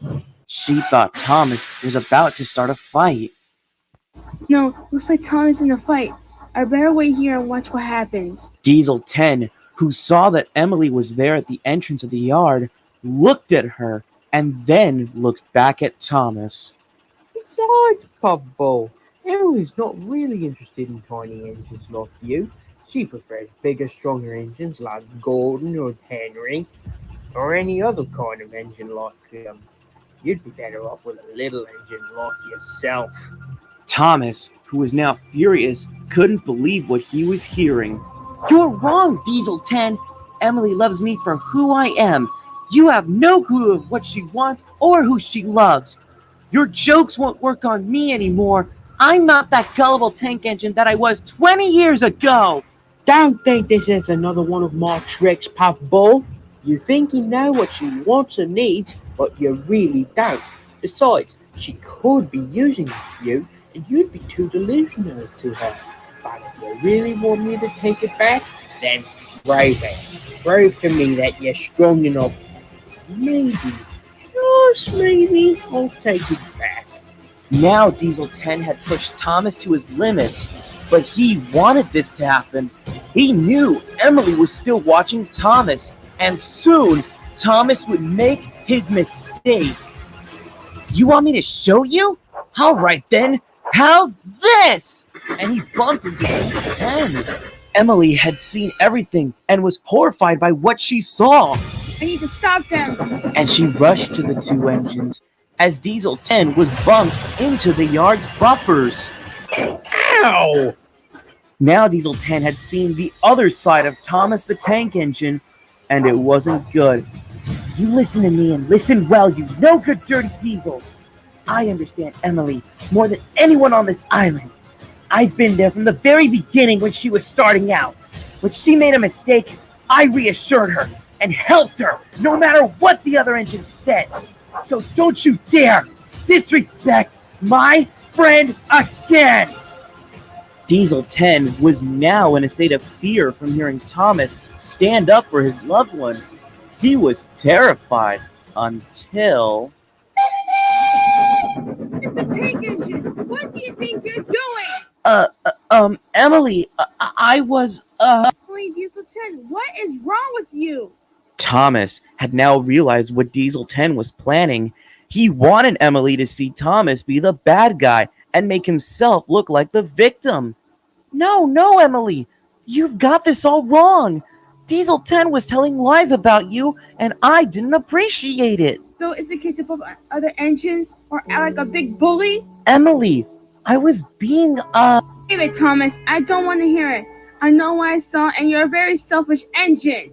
Thomas couldn't believe that Emily was taking Diesel 10's side. He felt betrayed and hurt. You okay, Diesel 10?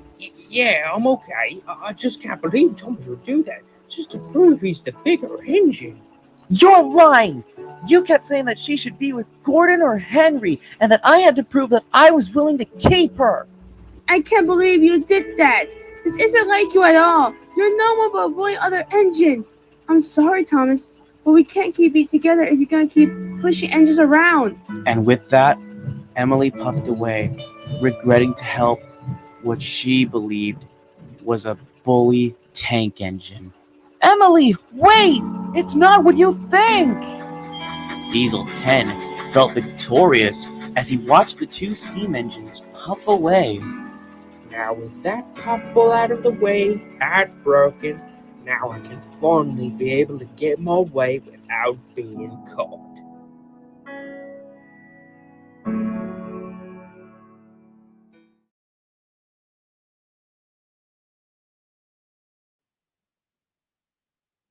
Apologies for a split second. A certain someone wanted to hear a certain voice that I can do. Kind of like a little voice acting for them. So, hey, you get doubles, so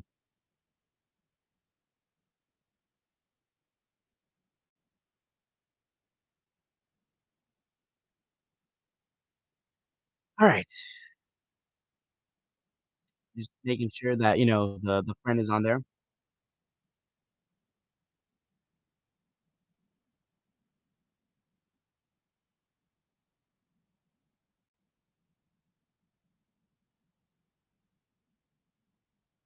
Anyway, comrade, this is what voice for you sound like. Fight me if dare. You dare wish to make it through. You will not last long, comrade.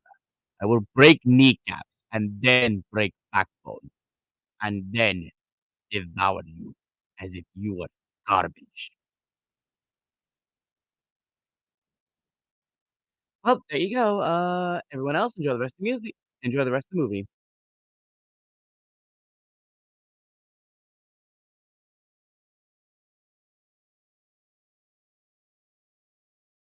It had been a week since the island had heard of the breakup between Thomas and Emily.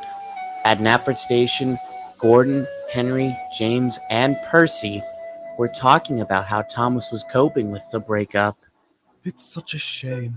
Those two seemed so perfect for each other, and Emily instantly decided to call off the relationship like nothing. I hope Thomas is taking this okay. It has to be rough for him. James just scoffed and rolled his eyes. Personally, I think they weren't perfect. Emily expected so much from Thomas, and when he couldn't give it, she got cross and threatened him she'd leave. I believe that Thomas could have found someone better. Suddenly, Gordon started to speak up.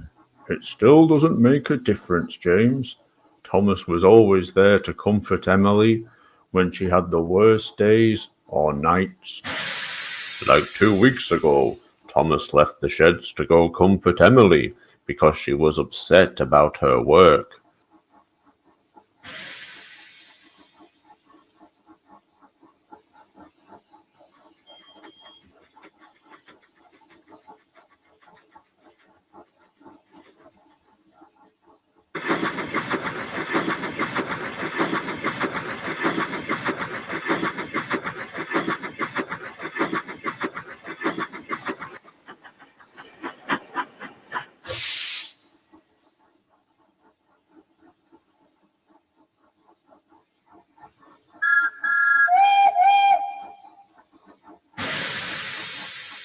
But now I've noticed that Thomas has been late this entire week with his train.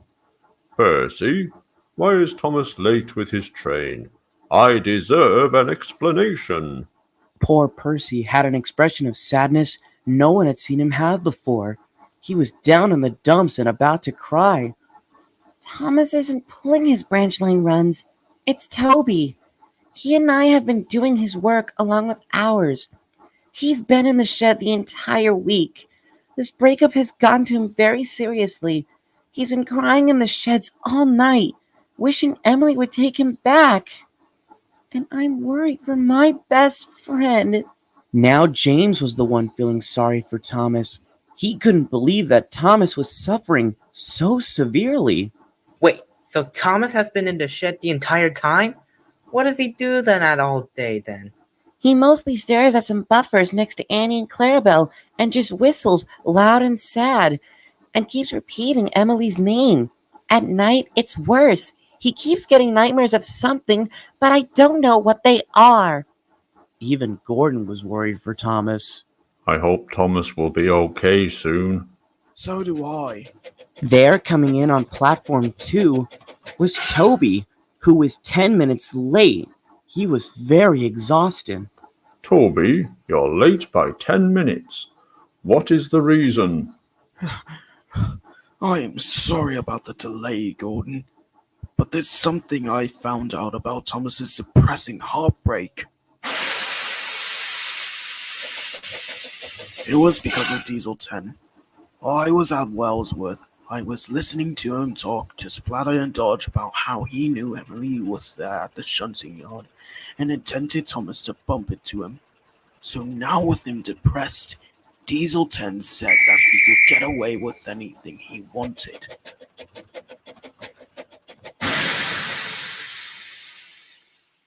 The engines couldn't believe what they heard. They were cross that Diesel 10 would go that low to ruin Thomas and Emily's relationship. Disgraceful. Disgusting! Despicable! All Percy could do was stare at his buffer beam. Just then, Sir Topham Hatt stepped out of his office, and he wasn't happy. Toby, you're 10 minutes late. I need an explanation immediately. I'm terribly sorry, sir. But as you know about Thomas's situation, it has caused me and Percy a lot of stress. What for? Ever since the heartbreak, he's been in the sheds the entire time. I see. There's more, sir. Toby told us that it was Diesel 10 who ruined their relationship. That Diesel. Ugh. I should have known this would have happened. Sir Topham Hatt started thinking of what to do. He had never dealt with anything like this before, but Diesel 10 was somewhere else on the island. Toby, I have an idea. Take me to Thomas immediately. I need to talk to him myself. Hop in, sir. I'll take you there with the coaches.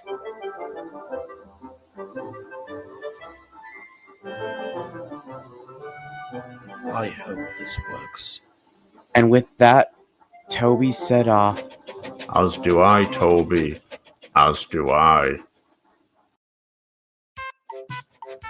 Toby started traveling down Thomas's branch line with Sir Topham Hatt on board. Are you sure you can help? Because Percy and I have been trying, but we can't get through to him. Don't you worry about it, Toby. I'm sure I can try my best. Toby had arrived at the Farquhar station as he saw Emily and given her a dirty look. Toby stopped at the platform, not saying a word to Emily. Hi, Toby. How's your day today? Toby didn't say a word. He was too cross to speak to her, causing Emily to be cross as well. You know, it's kind of rude to ignore someone when they ask you a question. It's also rude not to believe someone who's always had your back. Sir Topham Hatt had stepped out of Annie and walked to the other side of the station platform to see Thomas. Can you please explain to Toby that it's rude to... But before Emily could finish her sentence, she noticed Sir Topham Hatt wasn't listening. Where is he going? That was when she got her answer. There in the Farquhar sheds was a sad and lonely Thomas, looking as blue as his paintwork. Shake a wheel, Thomas. Why are you still in the shed? You have work to be done. Well, sir, I've been feeling down in the dumps all week. About what, Thomas? The breakup? Not just the breakup, sir. I've been having these bad nightmares all week. and I'm scared of it. Well then, Thomas, go on and tell me the nightmare. It'll be just you and me. Very well, sir. It goes like this. And this was the nightmare that Thomas had told.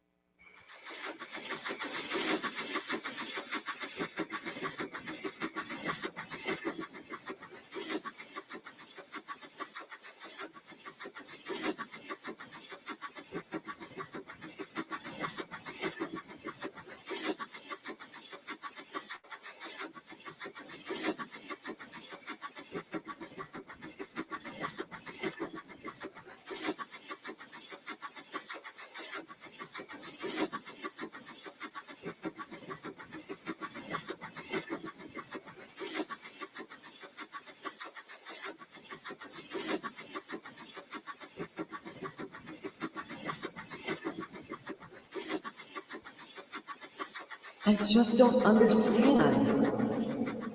How can I convince Emily that I'm not the bad guy here? I wish there was a way.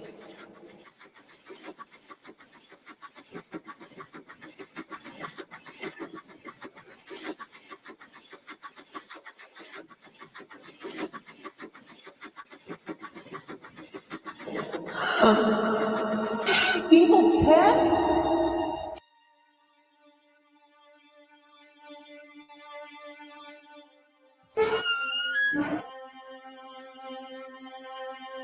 Hello, Thomas. Welcome. Me and my new friend are so happy to meet you. New friend? What are you on about? Emily? Hello there, Thomas. What? I don't get it. I thought I was your special one. Not anymore. I decided that you're no longer a use for me. You're just a tiny little tank engine who has no sense of what real girls really want.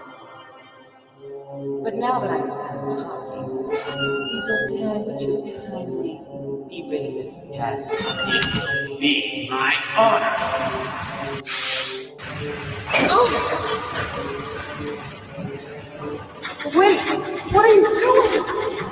Something I should have done a long time ago. What? Farewell. What? No!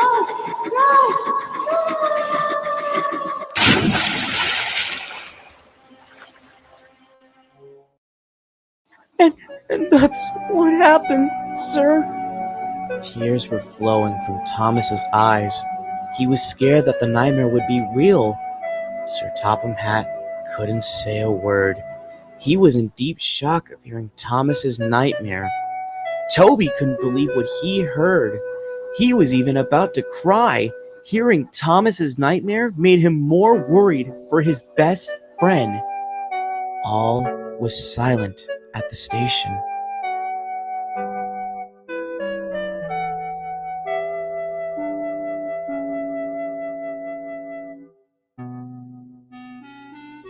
Hold up! Sorry to say this, Thomas. You are full of nothing but excuses.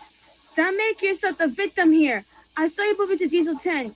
You want to make it seem like he was being a bully, and now you're here making up stories about me falling for Diesel 10. When are you going to stop this nonsense? Now Toby's expression had gone from sad to cross. He couldn't believe that Emily had the nerve to say that Thomas's nightmare was nothing but a story to claim that he was the victim, especially while he was still in emotional pain from the breakup. You know what, Emily? You're right. I am sorry. I'm sorry that you're nothing but a delusional sorry excuse of a steam engine. Diesel 10 was making you see and act on a false accusation that he knew you would believe him. So do us all a favor. Wake up from your little fantasy land and get your smoke box out of the sky! Toby was shocked from hearing Thomas's outburst. He had never heard that come from the world's #1 tank engine. I think it's best that I stay out of this. This could get messy. Put this on me, Thomas. It's not my fault that you bumped into him. You could have handled the situation without force, but you did, and unless anyone else was there to see you bump into Diesel 10 for a reason, then you should stay quiet, like a little tank engine you are. And with that, Emily puffed away. All Thomas could do was watch her leave as he looked down at his buffer beam and started to cry. Now, Thomas, I understand that this situation has put you through a lot of pain and stress. So tomorrow, I'm giving you a day off, and Stanley will do your work while you can recover from this drama between you and Emily. Thank you, sir. Now, Thomas, it's going to be okay. You'll see sooner or later that Emily isn't the right one for you. So, you don't need to be sad. Okay, sir. That's a good engine. And Sir Topham Hatt left back to Toby to head back to Knapford. Soon as Emily left, there coming to the station was Percy. He was taking the mail train. Hey, Toby. How'd it go with Thomas and Sir Topham Hatt? Not too well, Percy. Emily was here a minute ago and called Thomas's nightmare nothing but lies, and how he's putting himself as the victim. You're kidding. I wish I was, Percy. Well, it's true. Even Thomas had an outburst. Now Percy was cross at Emily for saying that Thomas was acting the victim when he really was. That's it. I've had enough of that Emerald Sterling selfish steam engine. The next time I see her, I'm going to give her a piece of my No, Percy. What? What uncalled fell do you mean no? I mean, this isn't our battle to fight. We need to let Thomas and Emily deal with this on their own. Promise me if you see Emily, you'll say nothing to her. Percy had to think about Toby's promise. Deep down, he really wanted to tell Emily off for hurting his best friend. But he also knew Toby was right. He shouldn't get involved with Thomas and Emily's situation. It was at that moment Percy made his decision. All right, Toby. I promise. Thank you. Now you best get going with the mail. All right, Toby. I hope Thomas can recover from this heartbreak. And with that, Percy puffed away, feeling nervous. I hope so too, Percy. I hope so too. After that, Toby had puffed away.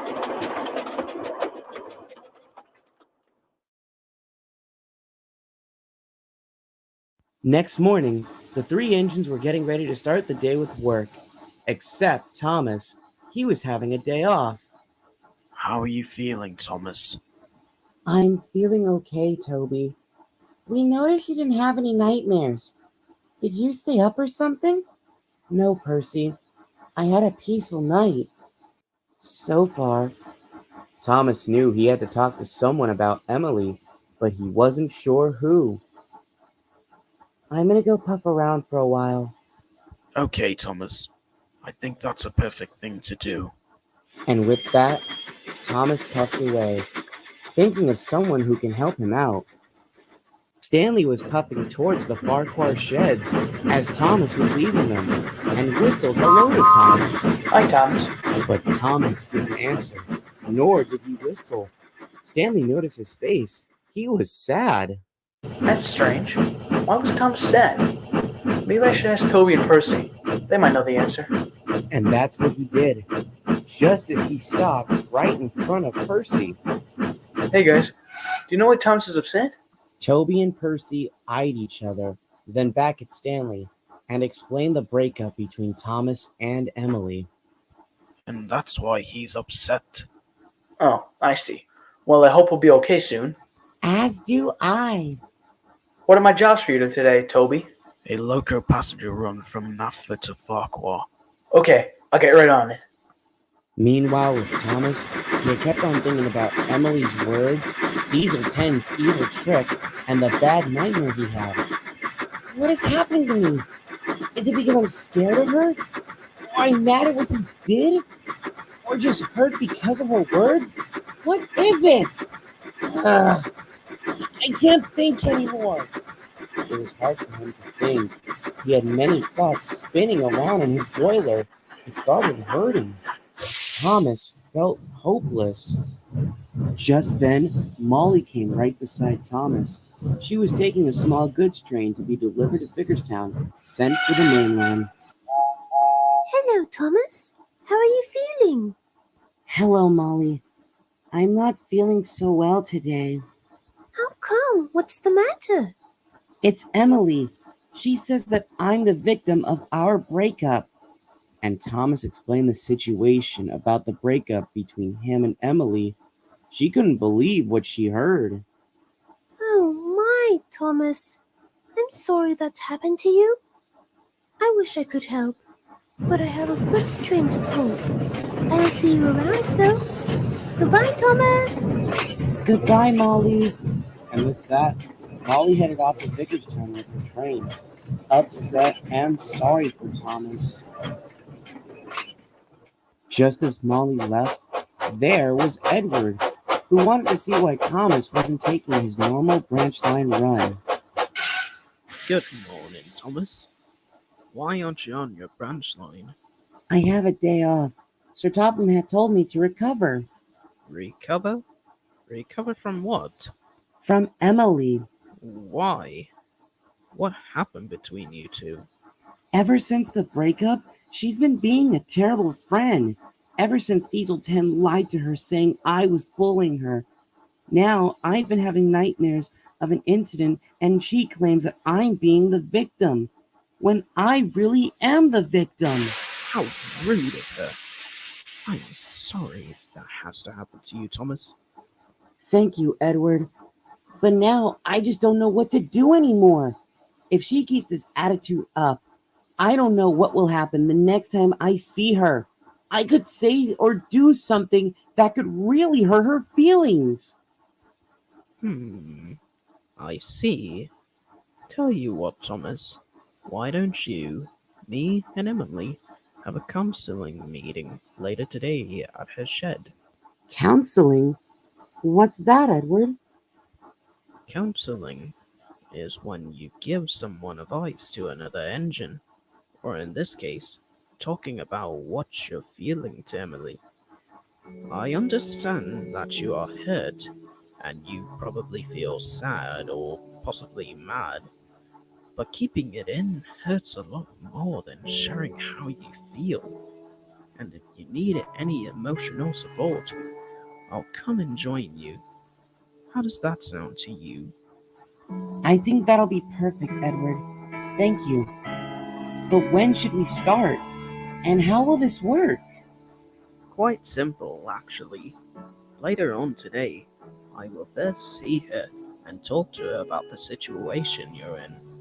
Then I'll bring you into the sheds so you can express your feelings and tell her what's been bothering you. Then we can try to find a solution and make everything better. All right then, Edward. Is there anything you want me to do while you're talking to Emily? Yes, indeed. I need you to hide behind the sheds until I come and get you. Okay, Edward. I think I can do that for you. All right then, Thomas. I'll see you there. And so it was arranged. Edward would go talk to Emily, whilst Thomas was going to stay hidden and listen to the conversation as Edward headed to see Emily and start the meeting. But Thomas was still a little nervous. He didn't know if Emily would listen to him or if Edward could help, but he decided to take a breath and take the leap of faith.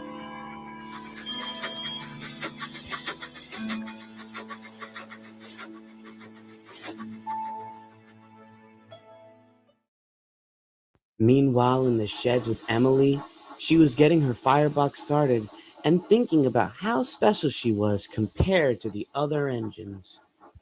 Good to be a top-tier engine.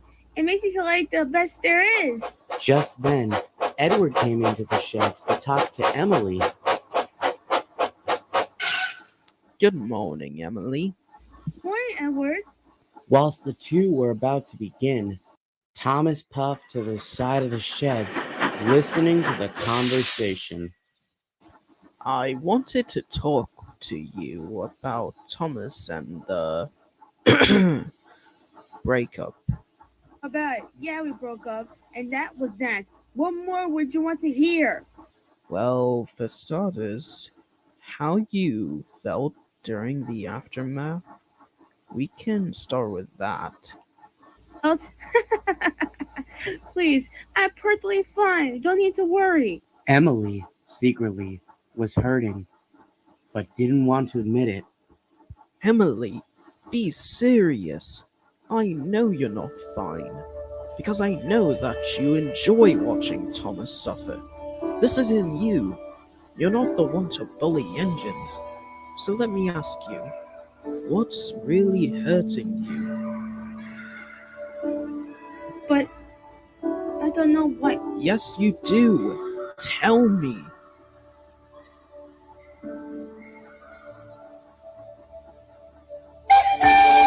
Edward, you're right. I'm not fine. I feel terrible. But at least I'm not whining, crying like a little purple engine in shed instead of working because some silly little nightmare. He's not being useful. He's being really useless. And I couldn't care less than what he does. It was at this moment Edward had lost patience. Alright, that's it. I had it with your attitude, and so has Thomas. It's been difficult for him to keep focus on his work, because you were the reason he kept pushing on, even in the darkest times. You may not see it in that way, but he does use you as inspiration. Many engines have experienced heartbreaks and breakups every day of their lives. Some engines believe that it's their right choice, but soon instantly regret their choice, feeling as it isn't right to let your loves go.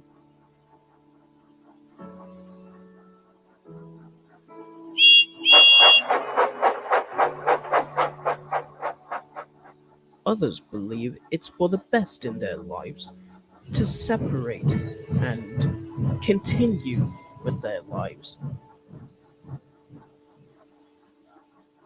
And then there are those who can't take it anymore.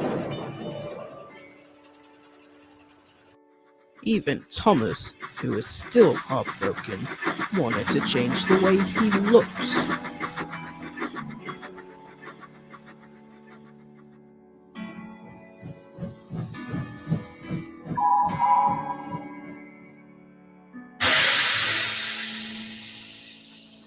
Because you expected so much from him when he could only give so little. Emily soon felt sorry for Thomas, but then remembered what he did and became cross once again. May explain his heartbreak, but still doesn't give him the right to bump into Diesel 10. I saw him bump into him, and he even said Thomas was bullying him. That's not the type of boyfriend I want. This made Thomas really cross after hearing Emily say that, and he puffed off towards the shed to give her a piece of his angered mind.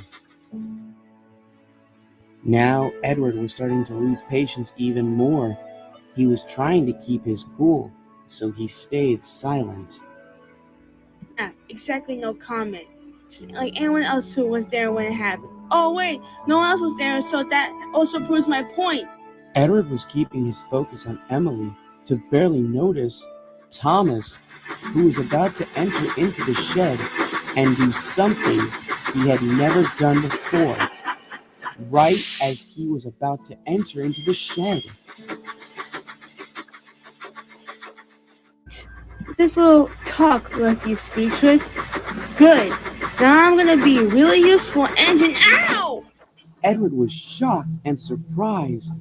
Emily was dizzy and didn't see who bumped her. There was only one engine there who would bump Emily, and it was Thomas, who was very cross. So what? Because I'm hurt, it's okay to puff all over me? Or how you only saw that I bumped him? or that you're foolish enough to even believe him. He was playing a trick on you the entire time, and you were dumb enough to believe him. I tried telling you my side of the story of what really happened, but you didn't let me explain at all. You were only going on about how selfish I was, or how you wanted someone who didn't push engines around. You once had someone special to go to, and now you've lost him. After hearing him raise his voice, Thomas was indeed very cross. Now Emily was scared of Thomas from his anger. Thomas? You mean you were... Yes, I have. And you know what? What? Don't come crying to me anymore, because you've lost your chances of being my girlfriend.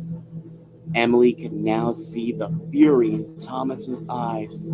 Edward saw them too, and noticed this wasn't how Thomas normally was when he was cross. Oh my, I've never seen him like this before. Now Thomas was ready to do something he had never done before. All I ever tried to do was help you be really useful, and here you are, being useless to me.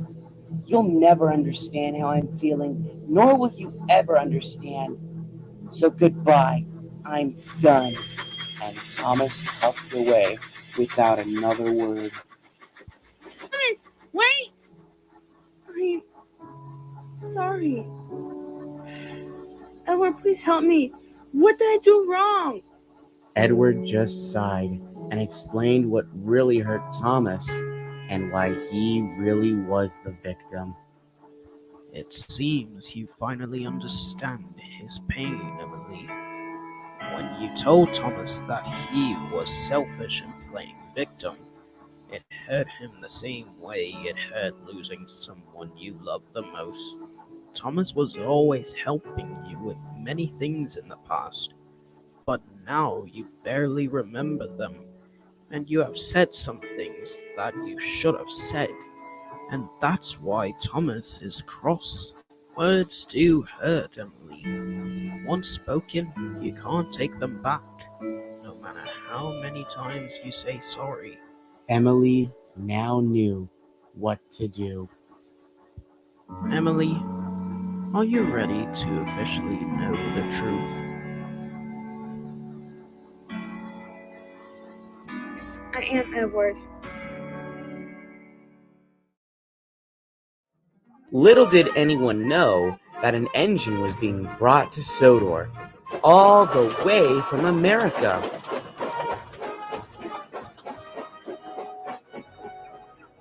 Cranky was bringing her onto the rails.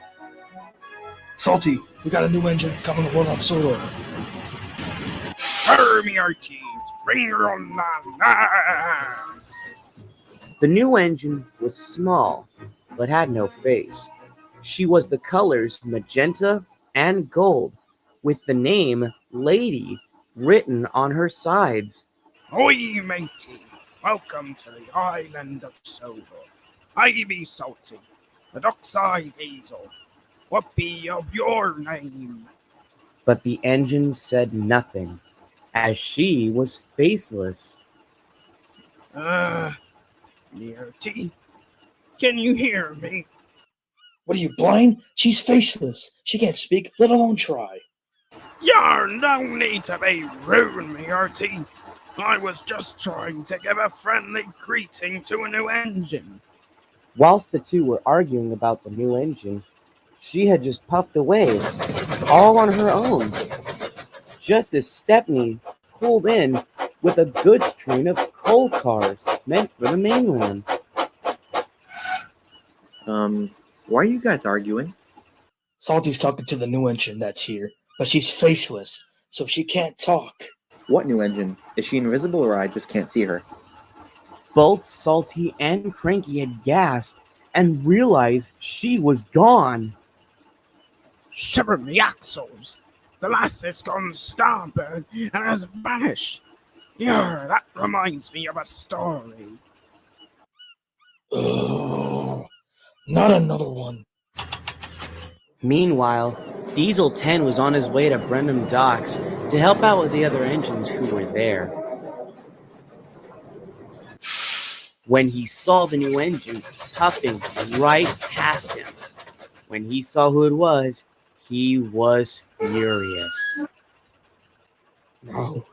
No! Oh, she's back. This is the last time I try to take her out. Don't worry, Pidgey. It won't last long.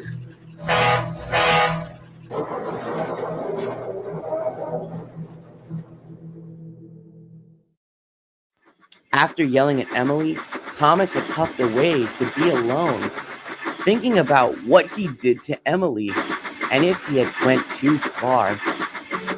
Thoughts were spinning around into his boiler as he asked himself a lot of questions and hoped everything would be better for his sake and hers. He started to think even more. I can't believe I did that. Why did I do that to her? I know I was angry at her, but to scream at her and yell? That wasn't me. But she doesn't understand. It's always blame you. And why do you lie? What do I do now? As Thomas was approaching Gordon's Hill, he started to think of places where he could be alone to clear his mind. At that moment, he knew where to go. Yeah, I think I'll go there. I hope it'll be okay.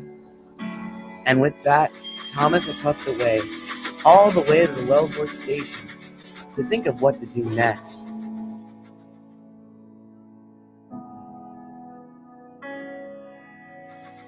As Thomas made it to the entrance of Wellsworth Station, he puffed onto a nearby siding where Henry had stayed long ago when he was in his old shape and couldn't pull a passenger train.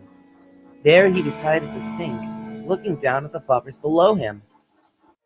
While Thomas was alone in the sidings, Gordon was coming along with an express train, rushing by at fast speeds. I am the fastest and best, and I pull the express. Look at me go! Look at me go! The coaches hummed along with Gordon as he thundered down the line. His next stop would be at Wellsworth Station, where he would soon meet Thomas.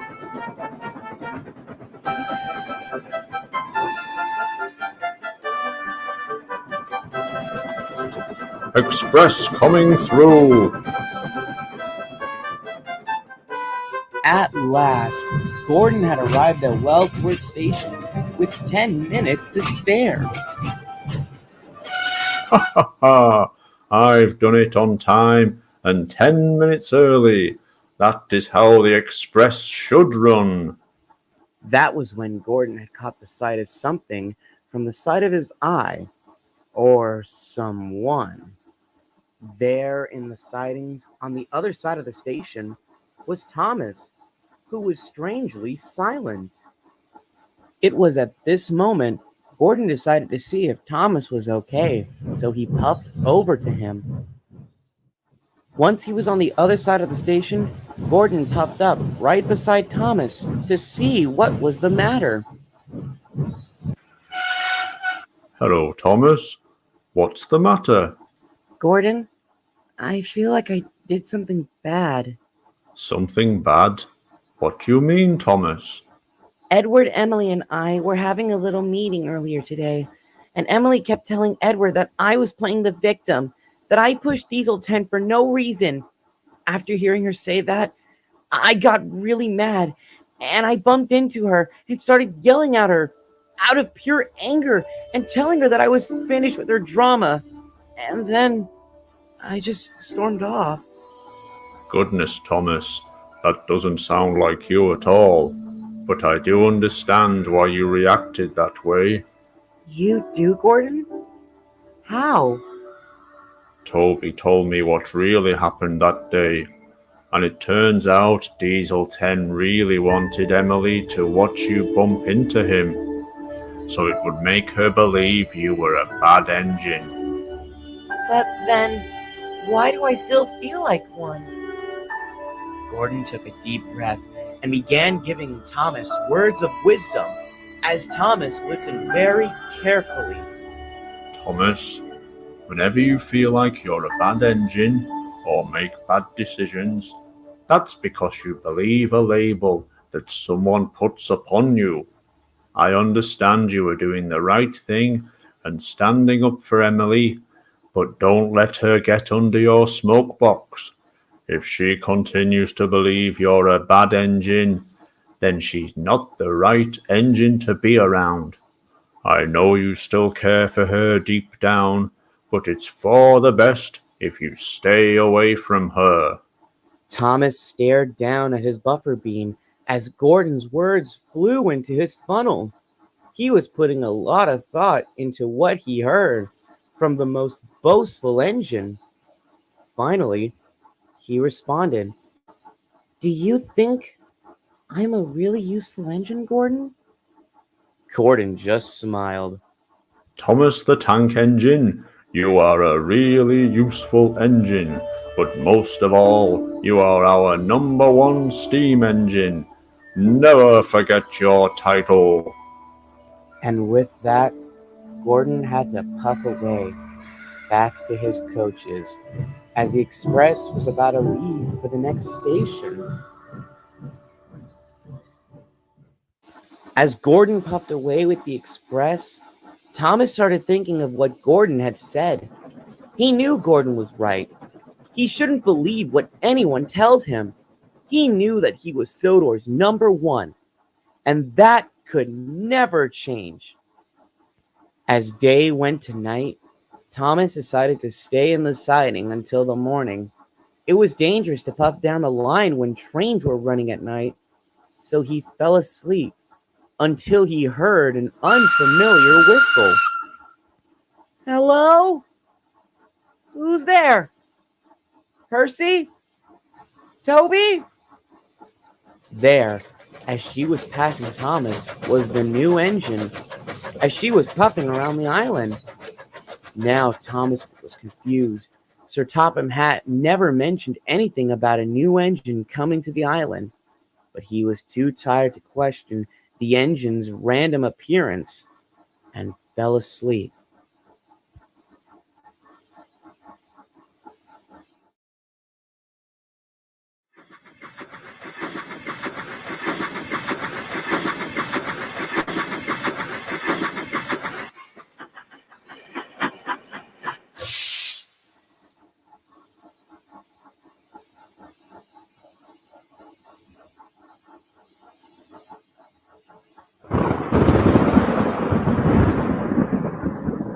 Do not fear, Thomas the Tank Engine.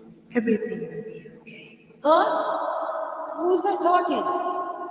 Molly?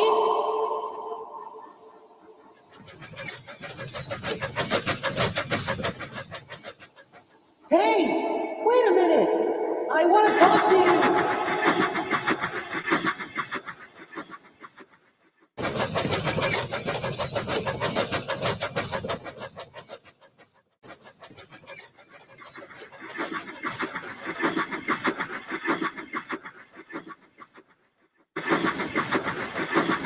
Hey, slow down.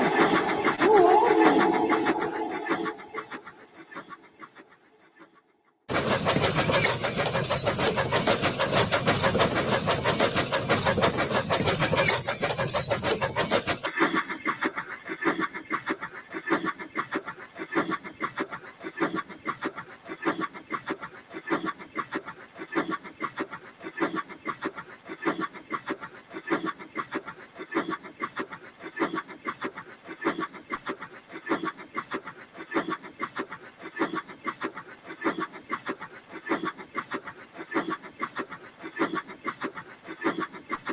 Whoa! It's you! Who are you? Please. I'm just curious. Greetings, Thomas the Tank Engine. I am the magical engine. but you don't seem to remember me, do you? A magical engine? What's a magical engine? I can produce gold dust, my magic, to bring life and travel around. You should remember, Thomas.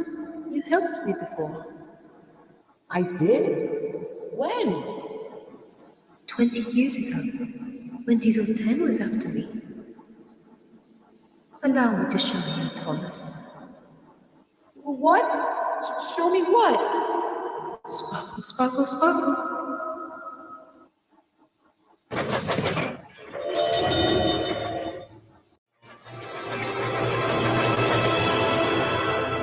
So that you didn't forget about magic. It's safe and sound.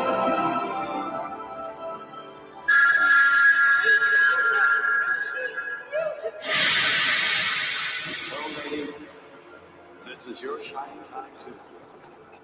I hope so. Come on, lady. Little engines can do big things. You're a really helpful engine. And help each other brings to life the magic in all of us.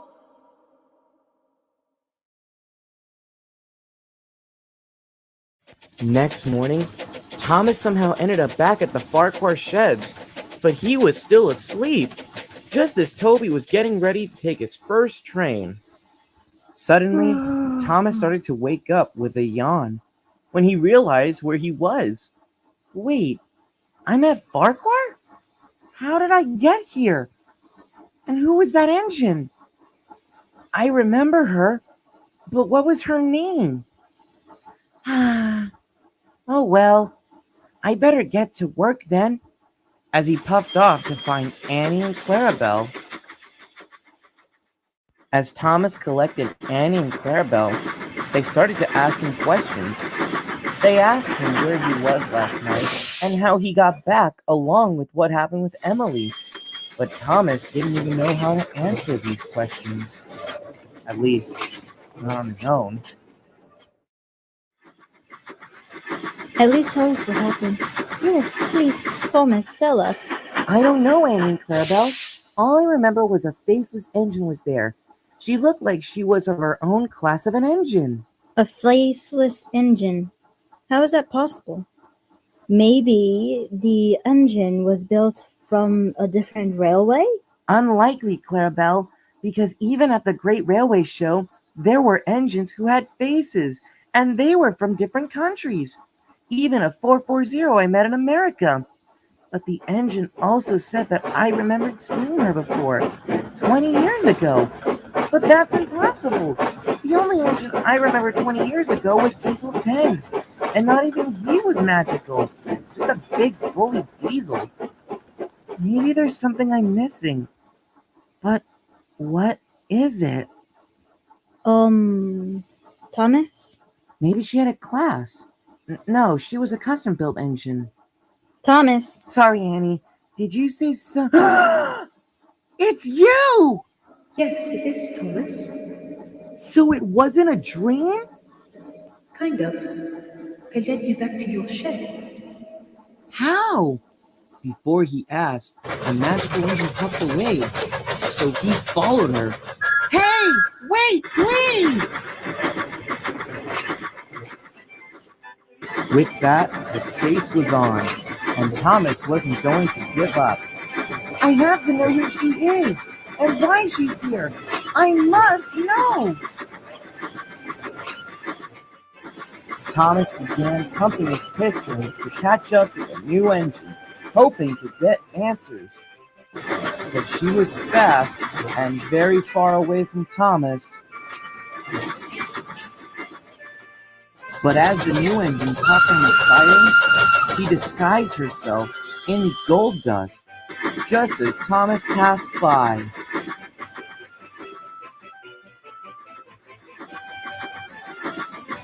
Oh, bother! I lost her!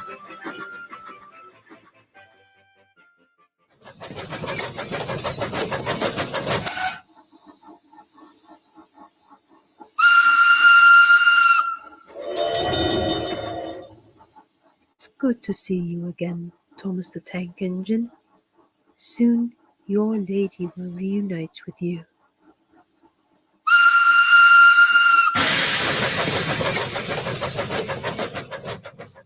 Though he wasn't successful in finding out the engine, Thomas had made it to Crosby, the next stop of his branch line. Dang! I was so close to catching her! But how did she do that? Just then, Emily popped up to the station. Oh, Thomas. Thomas stared at Emily angrily. I'm not talking to you, Emily. I have a branch line to run. And he puffed away from her.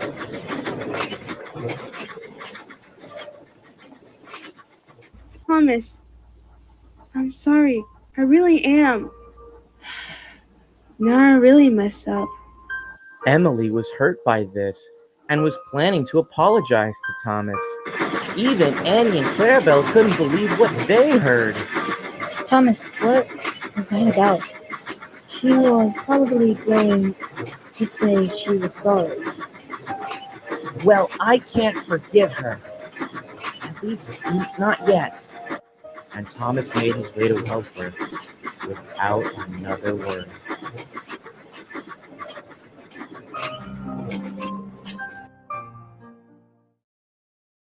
It was hard for him to forgive Emily as Thomas arrived at Wellsworth Station, still thinking of the bad things she did to him. Huh! Why should I forgive someone who hurts me, especially someone like Emily? As Thomas was keeping to himself, Arthur had arrived with a train of fish. Hello, Thomas. How are you today? What do you care, you fish-loving freak? Stay out of my business! Arthur was shocked by Thomas's outburst. It wasn't like him to yell at Arthur. Geez, Thomas. That's not like you at all. What happened to you? Thomas sighed and stared down at his buffers. I'm sorry, Arthur. I didn't mean to yell at you. I'm just not myself today. Oh my. What happened, Thomas? Well, it started like this.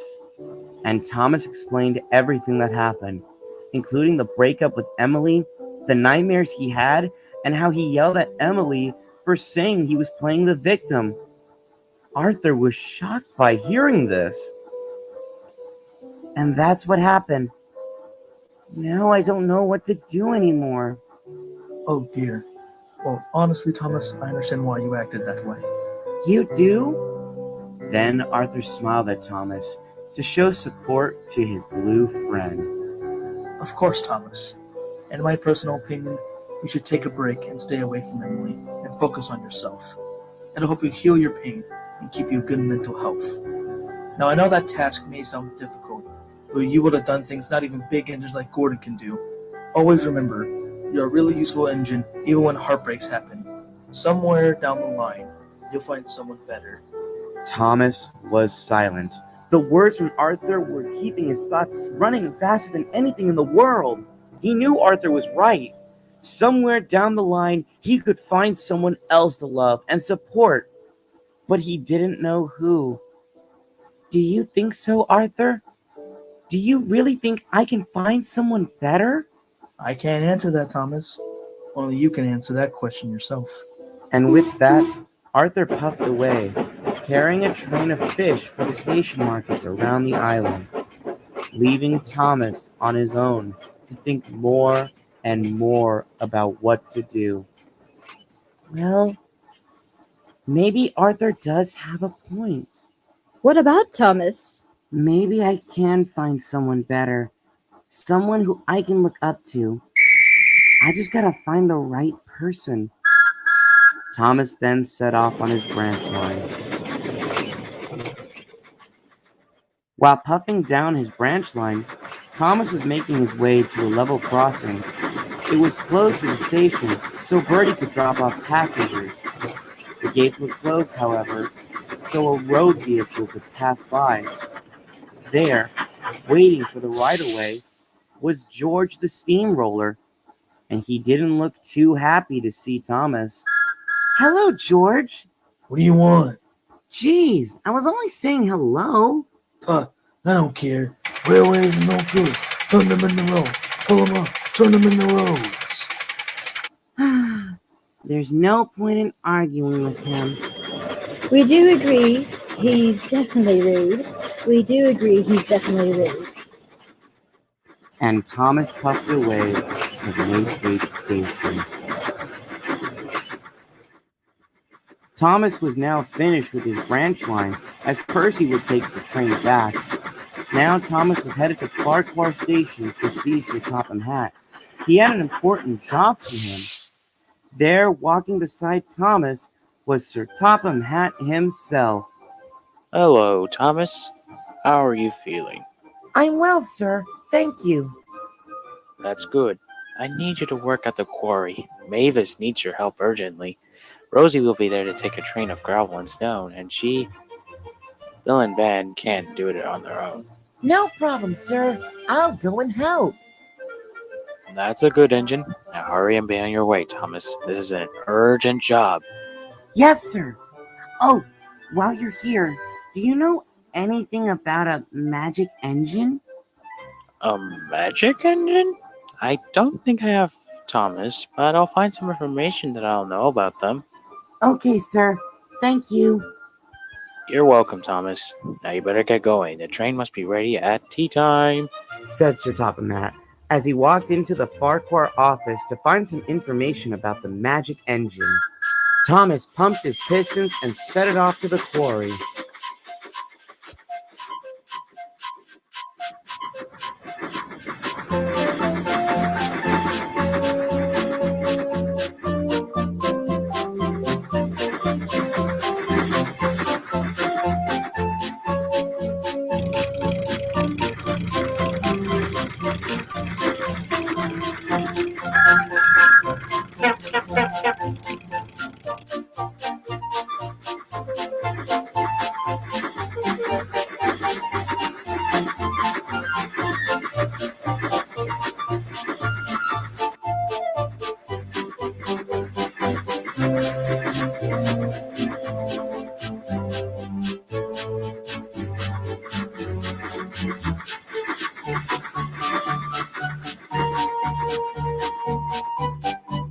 At last, Thomas had arrived at the entrance of the Farquhar quarry.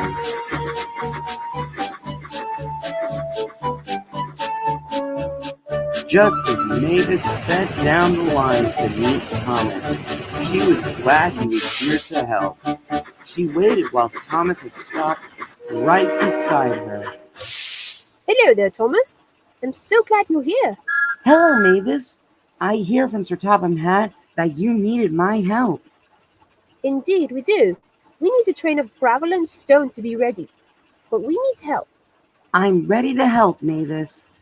Thank you, Thomas. We can really use the extra help. I'm on it. And Thomas puffed off to start work.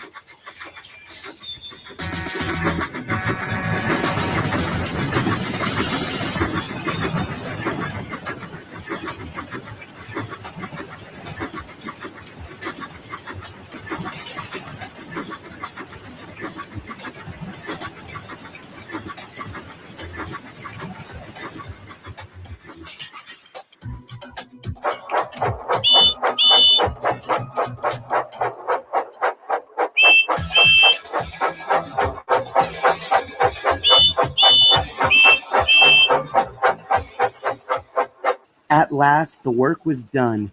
Rosie then took the train all the way to the docks.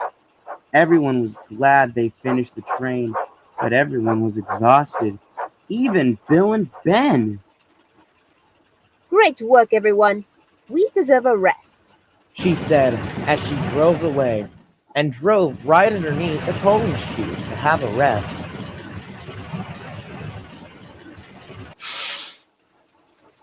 So what now?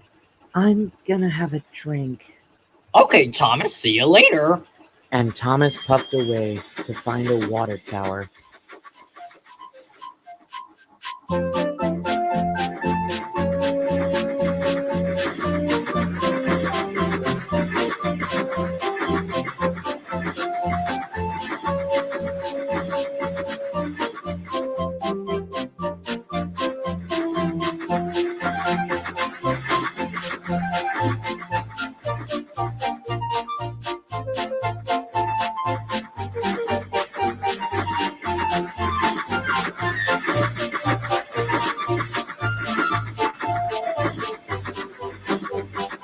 At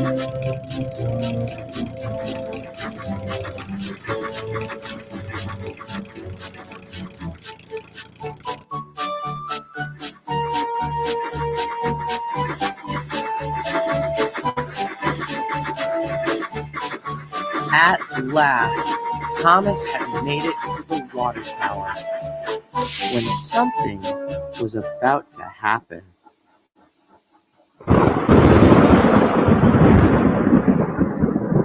Whoa! What's happening?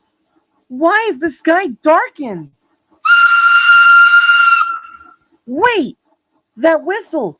I've heard it before! It's the magical engine! Not just any magical engine. Whoa! You're back! Why are you here? Please, tell me. I know you're suffering inside your boiler, Thomas, but I know someone will truly care for you. I'm sorry. I don't understand you.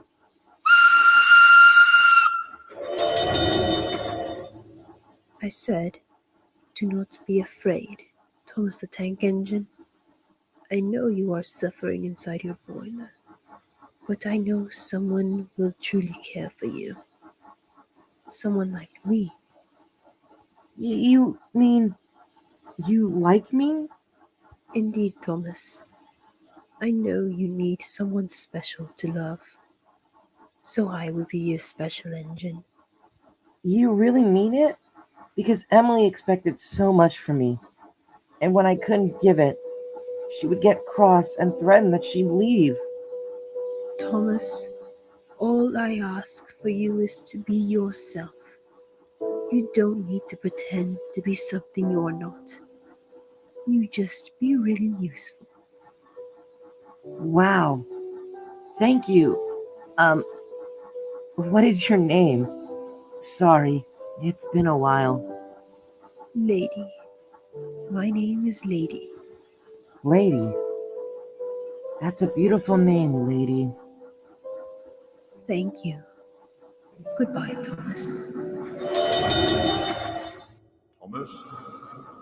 Thomas? Thomas? Huh? Get out of the way, little Thomas. You're blocking the line, and the express must be on time. Oh, sorry, Gordon. I didn't mean to block the way. And Thomas moved out of the way.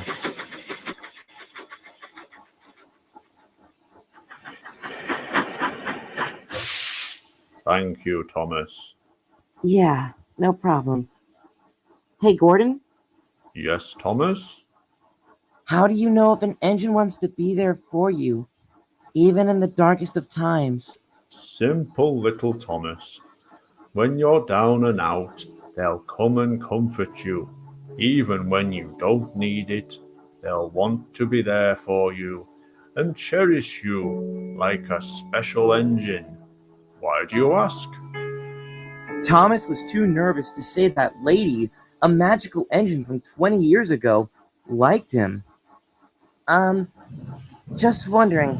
That's all, I guess. Thomas wasn't sure if any engine would believe him, so he didn't mention Lady at all. That day, Thomas had a lot to think about. He started questioning if he should tell the other engines about Lady and how she liked him, but he was too scared. I'll wait till I'm ready. I just need time.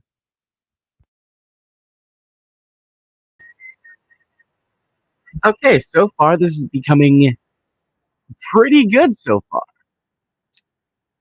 I'm going to just pause right here for just a split second to remind any of you that if you at any point need to use the restroom or grab some more snacks or grab a water or something like that, please do it now. Consider this like an intermission, if you will. I'm going to give you guys 10 minutes. I have the timer set right now, so, there's 10 minutes on the clock. Once it ends, I'll restart well, not restart, but I'll start the movie again. So, how to use the restroom, go use it now.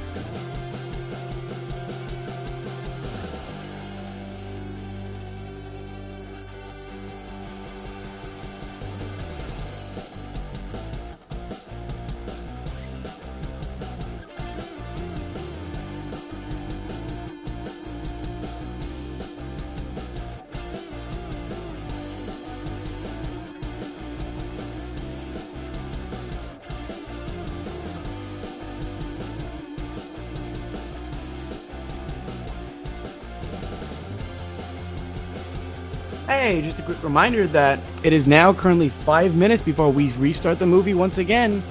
So if at any point you gotta use the restroom and be able to, get some water or grab some snacks, now's your chance to do it. Again, there are 5 minutes on the clock until we start the movie again.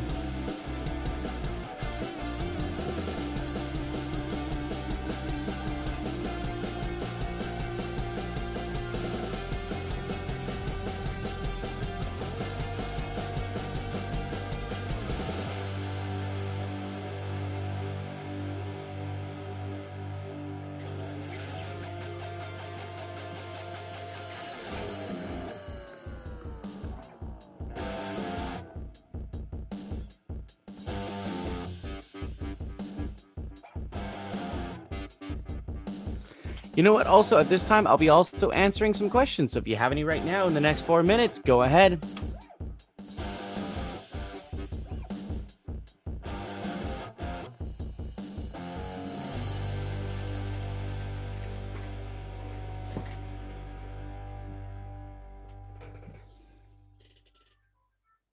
Yes, I do have a Discord.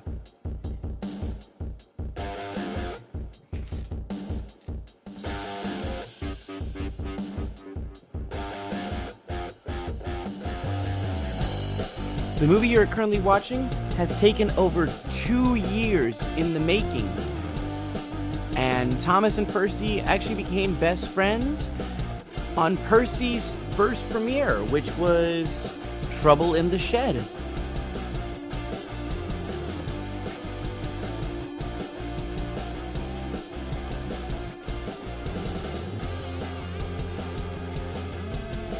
Just a bit of caution, we have 3 minutes left before we start the movie once again. Again, we have 3 minutes on the clock.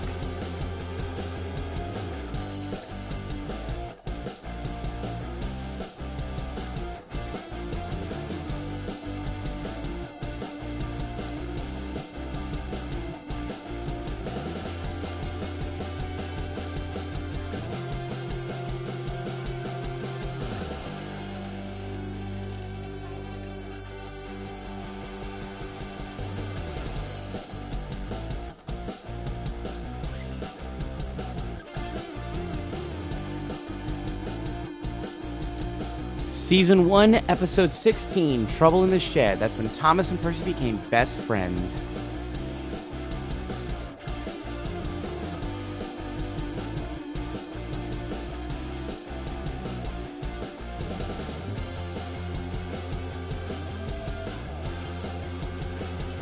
Ladies and gentlemen, we are down to the 2-minute mark until we start the movie again. As mentioned before, if you have to use the restroom, grab some snacks, grab a water, sit up, stretch around, now is the time to do it.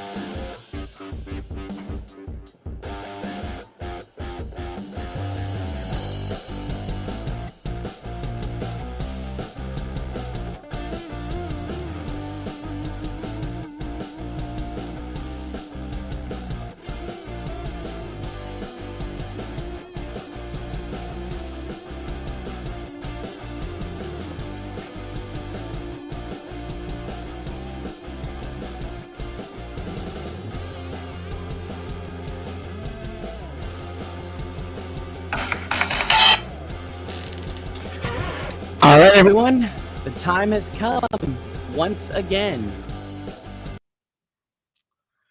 So once again, sit back, relax, and enjoy the movie.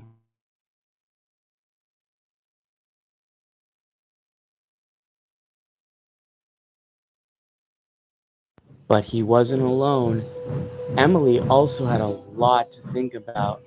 She was mostly concerned with Thomas, despite her saying he was playing the victim. Sorry for Thomas. I want to apologize, but he has such a grudge against me. Suddenly, Diesel appeared beside Emily with a devious plan. Sorry to disappoint you, Emily, but it seems Thomas is going back to his old ways.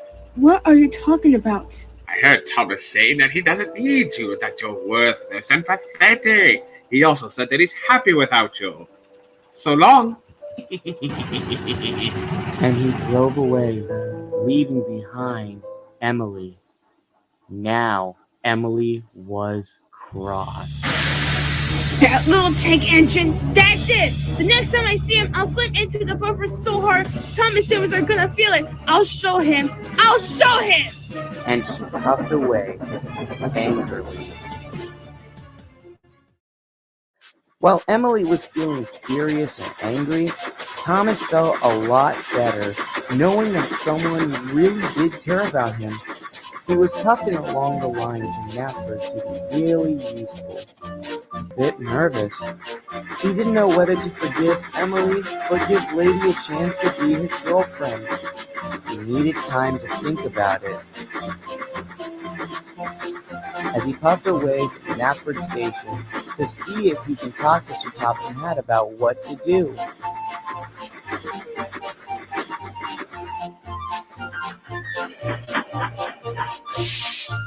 Thomas was waiting patiently for Sir Topham Hatt to arrive so he could ask him a question, but he never showed up.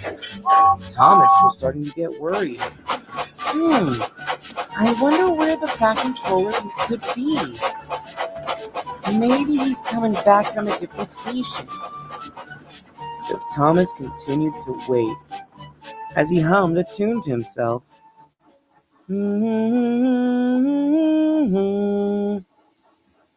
Just as Thomas was waiting, a workman walked out of one of the rooms. "Hello, Thomas. What are you doing here?" he asked. "Oh, hello, sir. I was wondering where Sir Topham Hatt might be. Is he in his office?" "Sorry, Thomas. He's at Marin Station for paperwork. But I'll let him know that you need to see him," said the workman. "Thank you, sir." "No problem, Thomas," replied the workman, as he walked off, continuing his work. Just as Thomas waited for Sir Topham Hatt, there was Alfred coming in with a goods train. Hello there, Thomas. Hello there, Alfred. Where are you off to? I'm headed to Kirk Ronan to deliver this goods train. Oh, I see. I wish I can help, but I'm waiting for Sir Topham Hatt. I understand. By the way, be careful if I were you. Emily's looking for you, and she's not happy. How come? I don't know, but something's bothering her. I must go now. Farewell.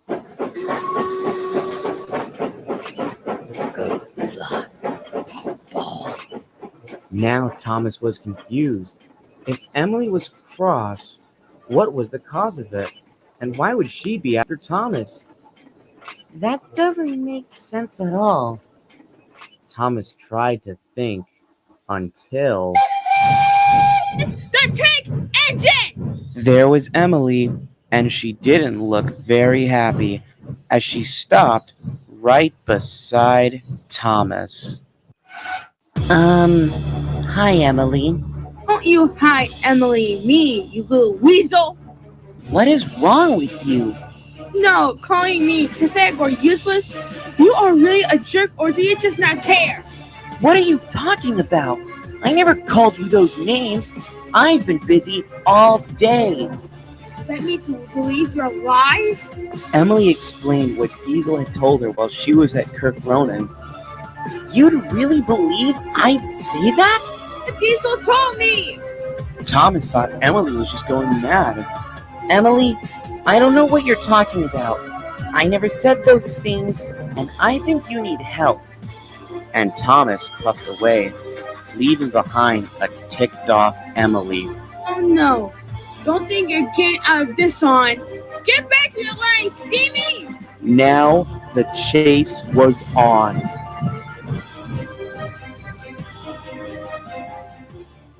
Now Thomas was really scared. He had never seen Emily like this before, knowing that she would try to hurt him. He continued on till he knew he was safe, but how far would he go till Emily had given up?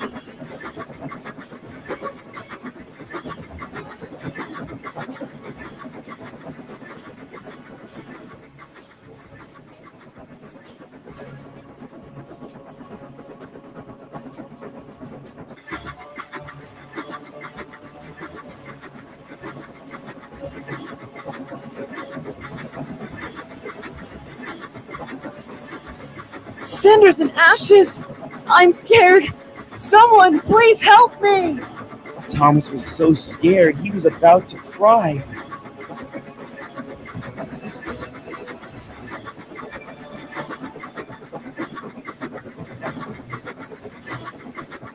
Thomas, trying hard to get away from Emily. She was catching up real quick.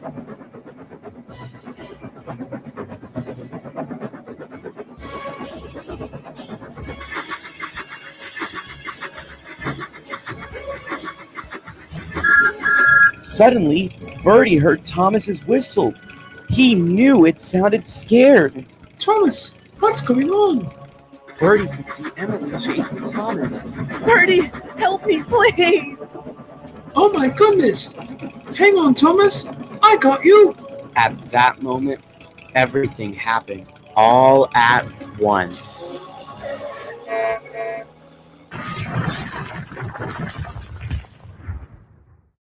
Birdie revved his engine and drove towards Emily and made her derail. Luckily, no one was hurt, but Emily had realized what she did. She looked out into the open as the sight of Thomas puffing away scared from his smoke box. Emily now didn't know what to do as she waited for the breakdown train.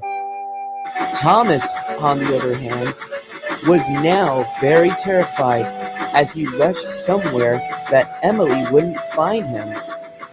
He rushed all the way to the sheds and hid in the shed.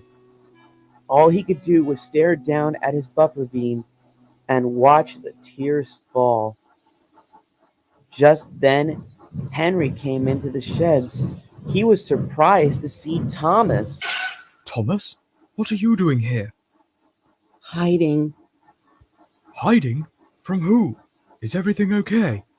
Soon, Thomas started to cry. Henry was concerned for his friend. From Emily! She started chasing me, and I got scared.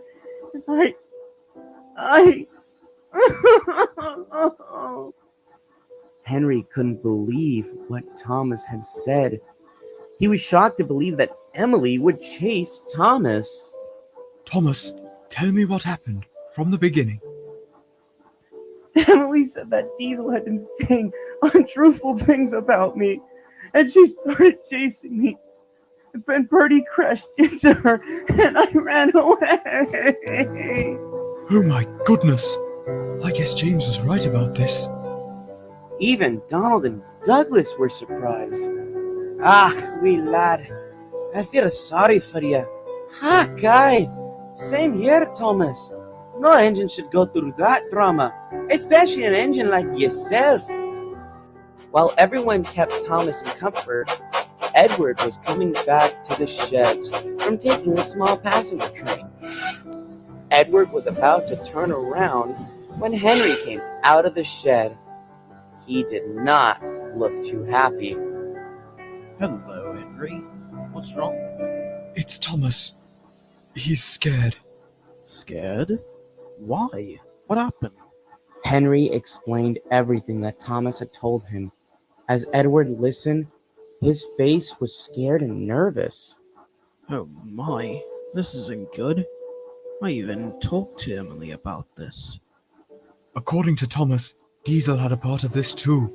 He told Emily that Thomas said she was worthless and pathetic, along with a few other words. Oh jeez, where's Thomas right now? He's in the shed, right next to me. Bring him out there. I'll move up the turntable so Thomas can turn around. All right, Edward. After everything was set, Edward looked at Thomas and started to speak. Thomas, how do you feel? Scared? I see. Tell me, why do you feel this way? I know why, but I want to hear from you. So Thomas explained everything that happened, with Emily chasing him down the entire island, along with Diesel's stories that he told Emily, and something she said during the chase. Thomas was hesitant to say it, but both engines were there to support and comfort him. So Thomas spoke up. She even said that she would couple me up, and she and Diesel 10 would throw me into the dockyard ocean and leave me there to rust, as she would make me feel tortured. Excuse me, what? Edward was shocked and couldn't believe what he heard. Even Henry was shocked about it. Oh my goodness! Why would she ever say that? That's terrible! I don't know, but she was very angry and wouldn't believe anything I told her.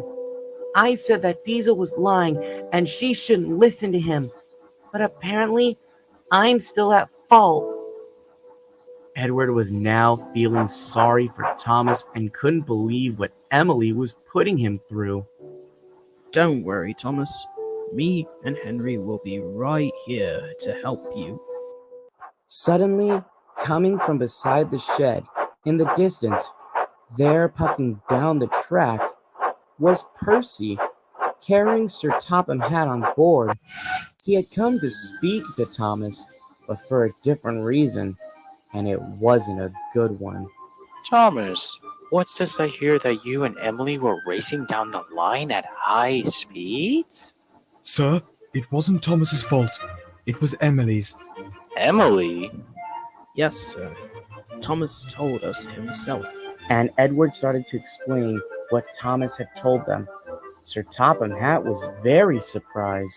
Oh my.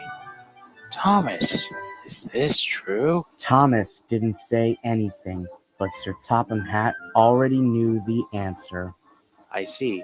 Well, Thomas, tomorrow, you and Emily will meet at Knapford. We'll have our little meeting and see if we can somehow fix this. I will have a word with Diesel about his rumors and see what he has planning. If he did this to hurt you intentionally, he shall be punished. Edward and Henry, both of you can take care of Thomas at the moment. He deserves a good rest. He will stay with you both. Duck can sleep at Farquhar. Yes, sir. And that was that. Thomas was going to sleep at Titmuss Sheds for the night, and after explaining what he was going to say to Diesel, Sir Topham Hatt had set off, on board Percy, to go and find him. Meanwhile, Duck and Diesel were shunting in the yards, whilst Edward was away.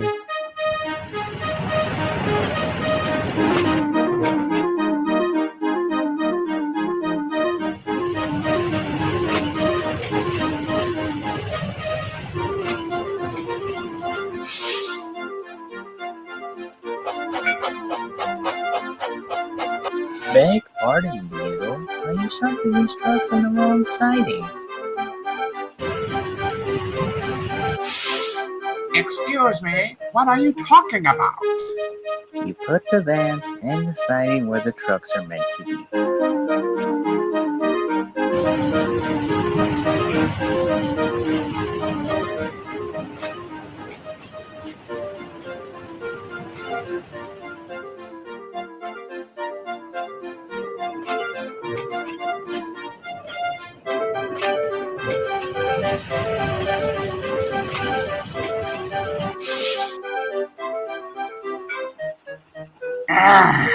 I don't need to take advice from you, you silly steamy. We are revolutionary. Yes, I get it. You're Revro, whatever you call it. You don't have to constantly say that. Revolutionary. How hard is it to say that? Before Duck could answer that question, there was Percy and Sir Topham Hatt. He exited from Percy's cab and onto the station platforms. He walked to Diesel and gave him some stern words, and Diesel was ashamed of his actions. Hello, George. Bugger off, Skinny. Jeez, I only said hello. What's his problem, Mr. Oliver? Honestly, I stopped asking that question years ago. Hello there, George. Who the Cody fella are you? Your new best friend. If you play your cards right, of course. Cards? What kind of cards? I don't know. Maybe goldfish. Or maybe blackjack. Blackjack? Yeah, or the original name, 21. Who names a game with a number? Oh, pipe down, you two. Anyway, Georgie. Don't call me that. I can help make your wildest dreams come true. I'm listening. Diesel 10 had decided to explain to George that he would destroy all the steam engines and allow George to destroy the rails. This made George really happy. Would you like that? Eh? Yes. Then shut up and listen. I need you to destroy every pair of buffers this island has on every siding. Why can't you do it? This is your plan after all. Do you really want to question me right now, George? Because I have no hesitation on destroying everyone you love. But I hate all of you. So then why go against me? After all, we both have something we want. Okay. How many buffers you want to go? All of them. All of them. Bye. Goodbye, Georgie, and remember what I said. George was more confused as Diesel 10 made arrangements for a meeting.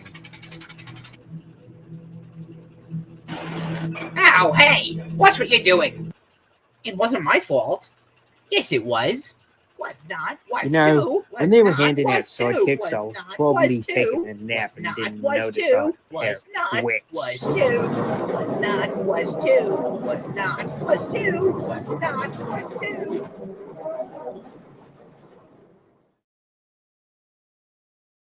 Meanwhile, at Knapford Station, James was waiting patiently at Platform 5 with a small passenger train. He was to take his train all the way to Wellsworth Station. Just as Rosie came in, she looked very worried. James, did you hear what happened to Thomas? I thought more like, and Thomas looked really scared. This made Rosie even more worried. Thomas was scared? Oh my! I wonder why he was scared. I saw Thomas, Edward, and Henry on my way here. I heard Thomas say something about Diesel 10 and Emily. Didn't sound good at all. Boko explained what he heard, and this made Rosie feel very scared now. She was surprised that Emily would talk like that, especially about Thomas. Oh my, why would she do that? I mean, sure, Thomas may be cheeky, but not even I would do that. Hope to keep themselves safe. From what I can guess, Rosie, apparently Emily believes that Thomas is playing the victim from the breakup. I personally believe that Thomas will be okay as long as we show that we're here for him. Honestly, all this talk about Thomas's heartbreak is bad for my swerves.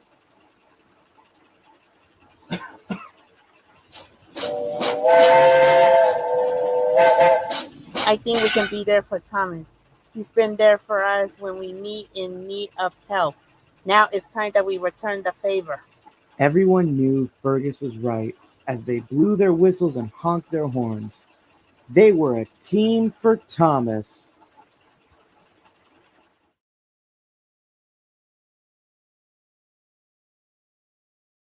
Later that night, Diesel 10 was right beside the old abandoned mine, just as Splatter and Dodge rolled up next to him. Come in, Splodge. We're having another meeting. Another meeting? We haven't been back in 20 years. Anyways, boss, what did you need from us at this time? Well, Splodge. Hey, wait a minute. Where's George? Right here, don't get your car on a twist. Pinchy, if you please. Anyway, that little blue puffball ruined my plan to get rid of the lost engine. Who, Thomas?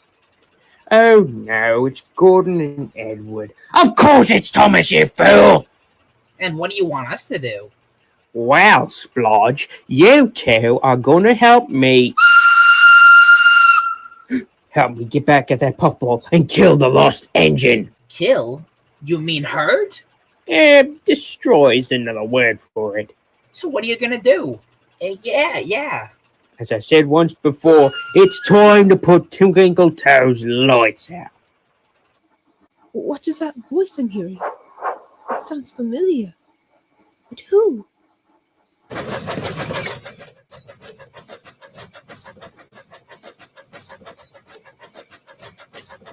There she is, Splodge.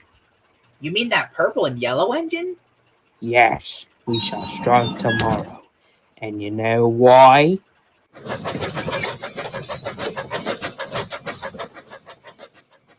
I'm scared to know. This is a job for the boss! Now, I'll see you three tomorrow. I have other business to attend to. We'll see you tomorrow, sir. Yeah, we'll see you tomorrow.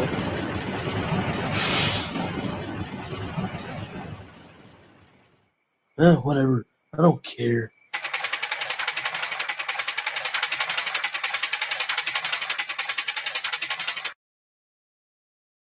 The next day, Thomas had made it to Knapford Station. There was Emily waiting for Thomas, and she wasn't happy. About time. You took forever. Thomas just said nothing as he waited. There, coming out of his office, was Sir Topham Hatt. Now, it seems you two had some conflict with each other. The only way that we can solve this is talking about the problem. Emily, you may go first. Sadly, I'm just tired of Thomas always making himself being a victim. He bumped to Diesel 10 and claims he's been getting nightmares from a breakup. I easily got over. I see. Thomas, anything you want to say? Like he has anything to say. But fine, Thomas. Enlighten me. Speak your mind. Thomas was now cross. That's it! I've had it with you, Emily. I'm sick of you always believing what you want to see. You've been believing lies that Diesel 10 and Diesel have been saying. I'm tired, I'm angry, and annoyed of you.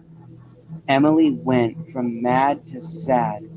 She was surprised to see Thomas's anger shoot out like a rocket. What are you saying? You heard me. All you've ever done was threaten to leave me, get mad at me when I couldn't give you everything and made me feel small.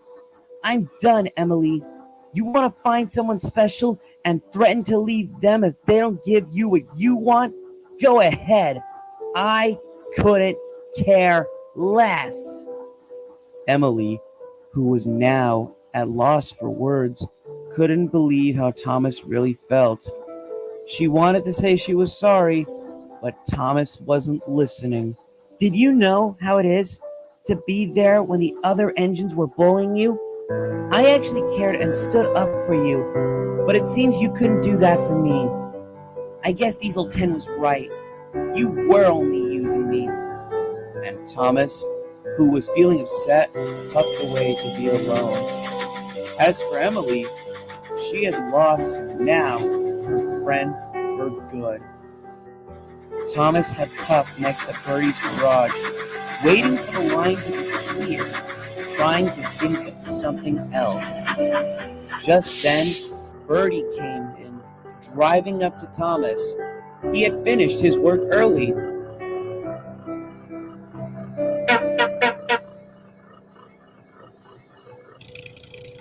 Hello there, Thomas. Hello, Birdie. You okay, Thomas? You don't look so happy. It's Emily. I'm tired of her completely. Oh dear. Tell me what happened. I'm tired of everything she's put me through. Thomas then explained everything that Emily had done to him. All the drama, the fights, and even when she chased him over something Diesel had said. Birdie was indeed surprised. Oh my word. Well, I'm glad I derailed her, despite not knowing what was happening. I thank you for that, Bertie, but I just can't deal with her.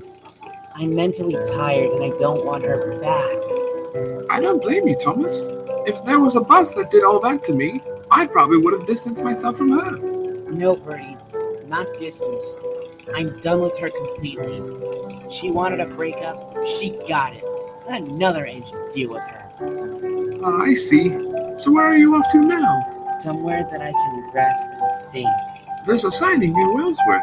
You can go there. Is it somewhere I can be alone? It's next to the abandoned scrapyard. No one goes to it anymore. Thanks, Bertie. I'll go check it out. No problem, Thomas. Hope you'll be okay. I hope so too. And with that, Thomas puffed away to the scrapyard. Meanwhile, with Emily, she couldn't believe that Thomas said he was through, just as Percy puffed in with a line of coal cars. Hey, Emily, what's with you? It's Thomas. I think I made him mad. Please tell me you're joking, right? Percy was annoyed at Emily. She couldn't believe she was asking if she made Thomas mad. No? Why? You're the reason he's mad. All you've ever done is hurt him mentally because of the Diesel 10 incident. You expect so much from him and threaten that you'd leave, and you're gonna sit here and ask if Thomas is mad. I'm mad if you're even asking that. I can't tell if you're delusional or just stupid. But Percy, please, you must understand. I'm not interested anymore, Emily. You made your decision, and it was a poor one. Goodbye, Emily. Emily was surprised that Percy was that angry. Things weren't going her way now. As Thomas continued on his way to the abandoned scrapyard, he had to stop at the Ellsworth station to let his mind clear. He could only think of Emily and hearing her say bad things in his head. Why can't I get her out of my head? It's like she's attacking me mentally. Just then, puffing nearby, was Toby, who had arrived with Henrietta. Hello, Thomas. How's it going? Not well, I'll tell you that. Thomas then explained what he told Emily and how he finally agreed about their breakup. Oh my, Thomas. I am sorry that happened to you. You know what, Toby? Don't be. She got what she deserved. But Thomas, don't you feel a little upset or at least feeling down on the dumps? I understand you're mad, but surely you still care about Emily, don't you? Huh. Why should I? She never cared about my feelings. All she ever cared about were the bigger engines. She never listened to me, nor believed in what I had to say. She can go enjoy herself with Diesel 10 for all I care. Thomas, two wrongs don't make a right, yes. She hurt you, mentally and emotionally. But understand she could be going through trauma as well. Sorry, Toby, but I don't believe that, because she keeps mentioning that she can get over our little breakup. So let's see her and try and get through this one. Toby had noticed that Thomas was starting to act like he did back when Alfred came back to Sodor with Hazel. Thomas, what has happened to you? Everything, Toby. I'm tired of being treated like a toy. It hurts to know that someone never really cared about how I felt or bothered to ask how I'm feeling. You wouldn't know, because you've never been on my rails. I get you all want to help, but you can't. At least not yet, anyway. And he puffed away, leaving behind a concerned Toby, who felt very worried for Thomas. Oh, Thomas. I know deep down you're hurt, but your anger is getting to you. Don't mind him, Toby. Thomas is just angry. I'm sure he'll be better. I can't say the same for Percy. There, puffing beside Toby, was a very angry Percy. Oh my, Percy. What's with you? It's Emily. She's really getting me angry. She had the nerve to ask if she was the reason Thomas was mad. Poor Percy here got really mad, all right. He blew a fuse and told her off. What? Whoops. I don't think he was supposed to know that. You say that now. Percy, you made a promise that you wouldn't say anything to her. Now, hang on, Toby. Maybe Percy had a good reason for ignoring your promise. And it was a good reason, Henrietta, because you and I, Toby, both can agree that Emily has been stuck up in her little fantasy. So someone had to break it to her that Thomas wasn't coming back. Toby had realized Percy was right. All right, Percy. I hope Thomas will be okay. I personally believe that Thomas will be okay. After all, he's the world's #1 steam engine. I'm sure he'll be okay. Bet you something's gonna happen to Thomas. Huh, I doubt it, mate. Meanwhile, with Thomas, he had found his way to the old abandoned scrapyard. There, he found the sidings, where he decided to rest his wheels and clear his head. There was a lot going on in his mind, and they weren't good thoughts. So Thomas wanted to be by himself. He kept seeing Emily in his head and hearing her words scream nonstop. Thomas didn't know what to do with himself, as the other engines had seen him in the sidings as they did their work. They felt sorry for Thomas and hoped he'd be okay with his heartbreak and would wish him the best of luck in the future. They whistled to him as they passed by him, wishing him the best of rest. Some would even stay by him and try to talk to him about his problems, on what Thomas could do to help himself feel better. Until one engine decided to come up to Thomas, with surprisingly no devious tricks up his rails. There was Diesel, and he was thinking of something to help Thomas. Hello there, Thomas. How are you feeling? I don't know, Diesel. I'm feeling mixed emotions about Emily. On one hand, I'm sad for hurting her feelings, but on the other hand, I'm furious because she'll never understand how I feel. I just wish someone could help me figure out what to do. Have you found someone that could help you? Well, there was an engine I met 20 years ago. She understands how I feel. What was her name? Thomas started explaining to Diesel about Lady, a magical engine who had been watching him throughout all of his adventures. He even explained that Lady loved Thomas. Diesel was surprised. Does Emily know about this lady? I tried to explain it to her, but she gets mad whenever I mention another engine's name, especially if it's female, and demands that I don't work with them. If I didn't, she'd threaten to leave. Well then, Thomas, in my opinion, you shouldn't listen to her. You decide who you can work with, not her. I believe that you should be the bigger engine and tell her what you decide. She can't control you. Thomas started thinking about it more, along with what Diesel had just said. I may be devious, but I know you must take a stand. And if Emily wants to go back to you, tell her about Lady and how she cares about you more than her. Let her feel jealous because she could have been better at being a kind engine, but she lost that chance. And he drove away.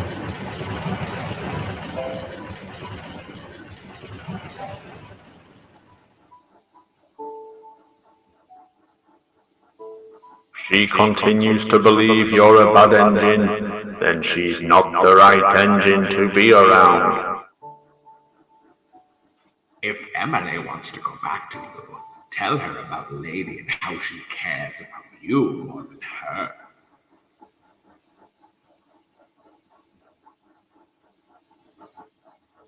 They're right.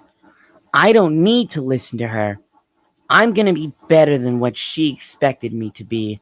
After all, I'm Thomas the Tank Engine, and Lady cares about me more. Diesel had smiled as he looked over to Thomas.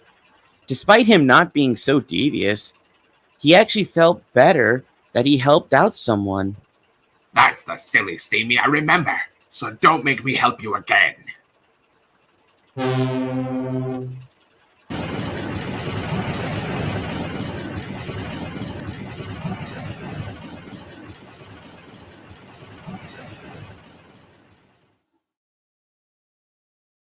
The next day, Thomas was on his branch line run on his way to Farquhar. There was Emily.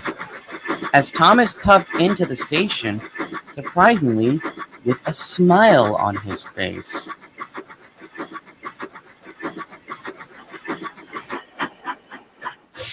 All right, I'm 3 minutes early and right on time and ahead of schedule.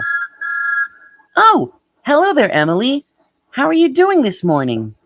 Well, I'm surprised you're happy, especially from yesterday. What changed? Let's just say I found someone special. Someone who wants to be my special friend. That's why I'm so happy. What? Someone else is gonna be your special friend? Emily had actually forgot about Thomas saying that he was through with her. Why do you say it like that? Did you forget we weren't getting back together? Or am I sensing jealousy? Thomas knew Diesel's plan was working. Emily was starting to get jealous. Yeah, right. I wasn't even planning to go back to you. You were just too full of excuses. I can find someone else better than you. Secretly, Emily was a bit hurt. She didn't know that Thomas was serious about his breakup. Deep down, she wanted to go back, but decided to puff away instead.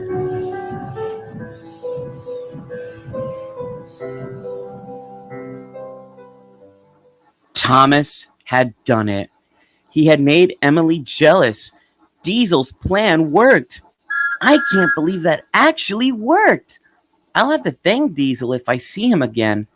Feeling victorious, Thomas puffed away.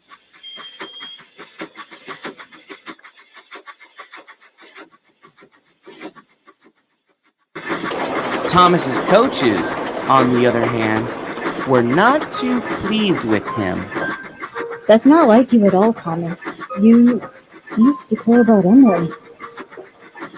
You never acted this way around her before. And since did you find another special friend? And why haven't you told us about her? It doesn't matter, you two. She wanted to get back with me, and it would lead into a cycle. Nothing would be resolved, and she'd continue this fight. I'm not that gullible little steam engine she believes I am. I've changed my ways, and I won't be pushed around anymore by her. I'm free! Don't you see it? Though they agreed that Thomas was indeed free, but he didn't know disaster would be coming back, and it wouldn't be pleasant.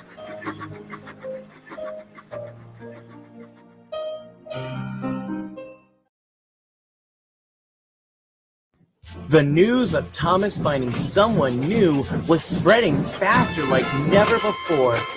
Not long after, the whole island of Sodor knew about Thomas's new relationship.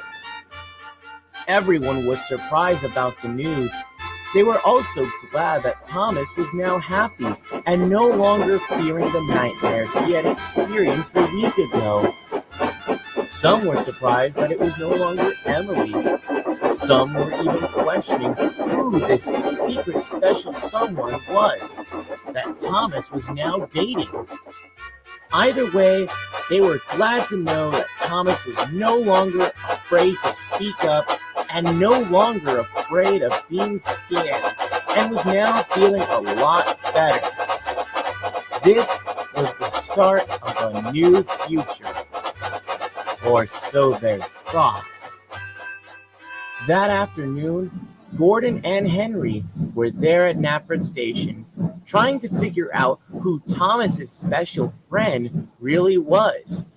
They were hoping if they remembered the special engine, and if they were a good choice for Thomas, just in case. I'm probably guessing it's Molly. She does care for Thomas. A wise guess, Gordon, but it wouldn't make sense. I'm debating it's Rosie. She's had a thing for Thomas since her first debut. True, but now she sees Thomas as a friend. What about Mavis? No, that wouldn't work. I think she's with Toby. All right, I forgot that. Just then, there was Emily, who was very cross and looked like she hadn't slept in days. Good Lord, Emily, are you all right? What are you talking about? I'm fine. Just probably fine. Nothing to worry about. Emily, you look like you haven't slept in days. I said I'm fine. Can you just leave it at that? Well, we don't think you're okay, so tell us what's bothering you. You just get to your damn smoke box. I said I'm fine, okay? I don't care that Thomas met someone new. I'm happy that I don't need to listen to him complain and whine about his stupid problems. And Emily leashed away angrily, leaving behind 3 speechless engines. Oh my. What just happened? I don't know, but there was something I noticed. And what might that be, Henry? She's jealous. What gave you the idea? Think about it for a minute. As she was yelling at us, she randomly brought up Thomas, but we didn't even mention him once when she got here. Henry might be onto something. She even said she was done hearing Thomas complain and whine. But Thomas hasn't complained or whined about anything. Then Stanley remembered something that Toby had said to him. Wait, that makes sense. What makes sense? Toby told me a week ago, as I worked on Thomas's branch line while Thomas had a day off, that he kept having nightmares, and once her Topham Hatt came to see Thomas, Emily had his nightmare a pack of lies, along with saying he shouldn't be complaining and whining over a silly little breakup. Oh dear. Well, at least Thomas is now better, and a good thing. Speak of the devil, here he comes. That sounded like Alfred's whistle. There, puffing into the station, was Thomas and Alfred, double-heading a goods train. They were glad they finished the job. The train they were pulling was very heavy. Hey there, you two. Right on time with the goods train. Indeed we are, though the trucks tried giving us trouble. But we managed to show them who was in charge. Splendid work, you two. The Fat Controller will be pleased about this. We thought we heard someone screaming. Is everything all right? Just Emily being jealous. She really believes that you, Thomas, made her suffer in the relationship. Ha! Whatever. She can believe what she wants. She isn't my problem anymore. Good riddance on her. Everyone was surprised that Thomas would say something so mean about Emily. Thomas, why would you say something like that? Since when did you all care? All she's ever done is hurt me in the past. That may be so, Thomas, but honestly, you telling her that she's no longer your concern, it's not like you. I have to agree with Stanley. Besides, remember when I was like that too? Long ago when my sister Hazel was in the steamworks, and remember what you told me? That was different, Alfred. Look, I just can't do it. It's hard to forgive her. I have to go. I'll see you all around later. And Thomas puffed away to think about if he really could forgive Emily.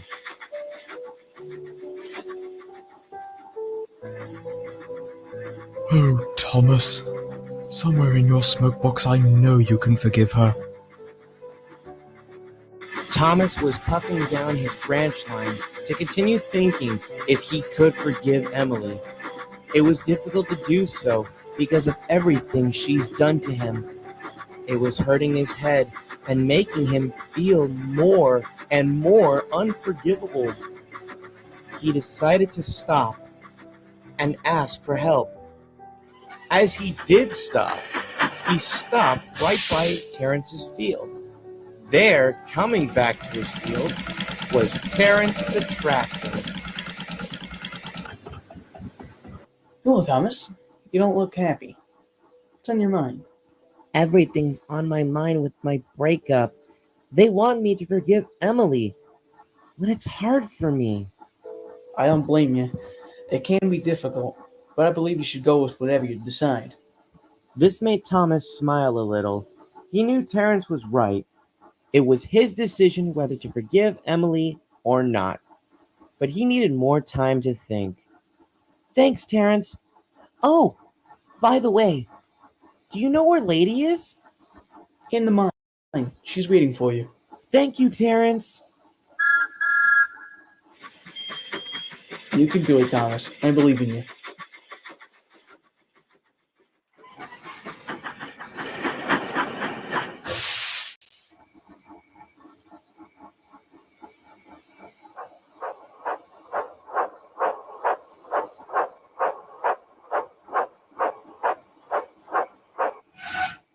Hello, Thomas. Oh, hello, Lady. What are you doing in the mines? Unfortunately, there's nowhere I can hide, especially with Dieselton still around Sodor. Well, I sort of understand why, but Dieselton can't go on branch lines. He's too big. True, but I heard him 2 nights ago. He was around here. I don't remember where. Yeah, I guess so. Lady could notice that Thomas wasn't himself. She was very worried for him. Thomas, dear, are you okay? You're not your cheeky self. It's Emily. She still thinks our breakup is all my fault and still blames me for it. Well, I personally believe she can change. She has to see that for herself. You and I both know it's her choice. No one can persuade her, just herself. Thank you, Lady. I'm off to my shed. I'll see you in the morning. Good night. Good night, Thomas.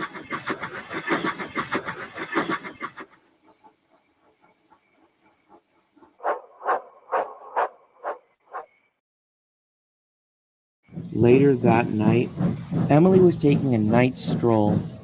She was still thinking about Thomas and their breakup. She was hoping that Thomas would give her another chance, but she was worried. I know it was mean, but I didn't think he'd go through this far to date another engine. There, deciding to pull up next to Emily, was Diesel 10 with an evil plan. Why, hello, Emily. Hello, Diesel 10. What are you doing here? And what do you want? Nothing much. I just want to talk. That's all, really. Well, okay. I got some time to spare. So, you now know Thomas doesn't like you anymore. What?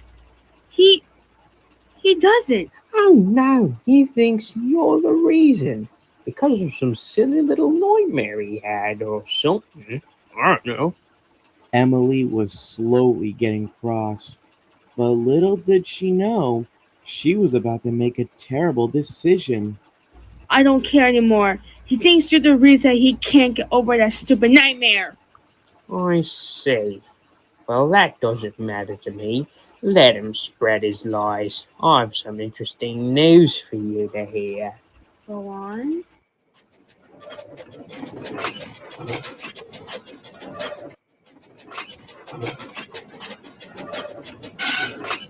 There we go. Now the trucks have been delivered. Huh? What are Diesel 10 and Emily talking about? I better stay quiet and listen. As Toby was listening, Diesel 10's plan was set in motion. What if I told you that I knew who Thomas's new girlfriend is? Who? Her name is Lady. She's a magical engine. Where is she? I only saw him with the lost magical engine, but unfortunately, she's nowhere in sight. But that's not important right now. You must be really jealous, am I right? Deep in Emily's boiler, she was fuming and very cross. As she shouted the words Diesel 10 was looking for. I want to destroy that engine. Emily? Destroy Lady? I need to hear more about this.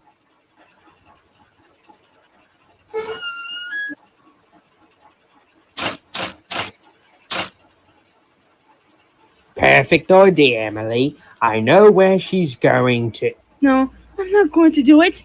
I'm going back to my shed and good night. And she puffed away, leaving behind a shocked Diesel 10, but was now smiling. It won't matter. Once that magic engine is gone, I will rule this railway and take over the island of Sodor.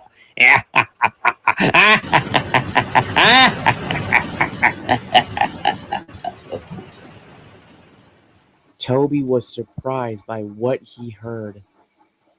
This isn't good. I have to warn Thomas. And Toby pumped his pistons as he raced away to find Thomas and tell him the bad news that was going to happen to Lady. Unfortunately, he was asleep in his shed, just as Toby rushed into the berth next to him. Thomas, we have bad news! But Thomas wasn't listening. He was already asleep. Oh no, I had arrived too late. Darn, I have to tell him in the morning. And that's exactly what Toby did.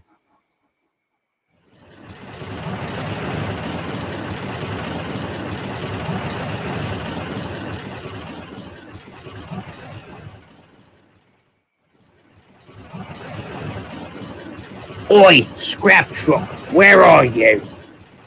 Scruffy, I'm over here, loudmouth. Ah, there you are. I found you. Listen, where's your little pal, the holding back one? Behind me. He got a name? He ain't got squat, but he prefers Dominic. Oi, Dominic! Ugh, what on devil's back do you want, mate? It's 3 in the morning. You remember I told you you'd meet someone special? Yeah, what about it? Greetings, Dominic. I am Diesel 10. Now pipe down and listen to me. I got a job for you both. What kind of job? If it's stupid, count me out of it.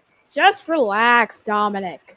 My apologies. He hasn't been the same since the accident he had with Donald. I see. Anyways, here's the plan. Diesel 10 explained to Scruffy and Dominic that they were to be on Thomas's train for the morning run. Their jobs were to have Thomas be in a runaway train in which Lady would appear and save Thomas, but with a nasty crash that he would provide. Sounds like a clever plan, but we have some requests to make. They are? We ain't gonna crash from this, right? Ask whatever engine arranges his train, and you got yourself a deal. The two rolling stock agreed with Diesel 10's plan. Excellent. Have fun.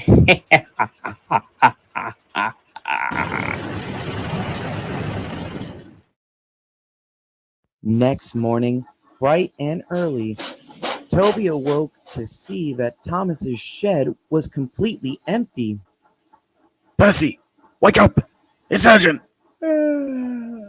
What is it, Toby? Where's Thomas? I need to tell something urgently. He's getting a goods train ready and is going to take it to the docks.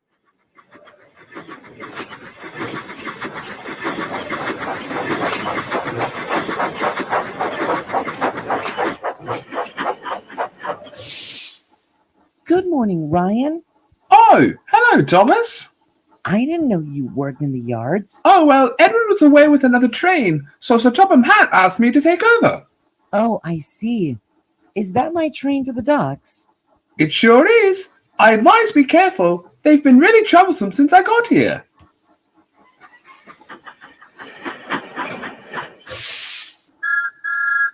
Once Thomas was coupled up to his train, he puffed away all the way to Brenham Docks.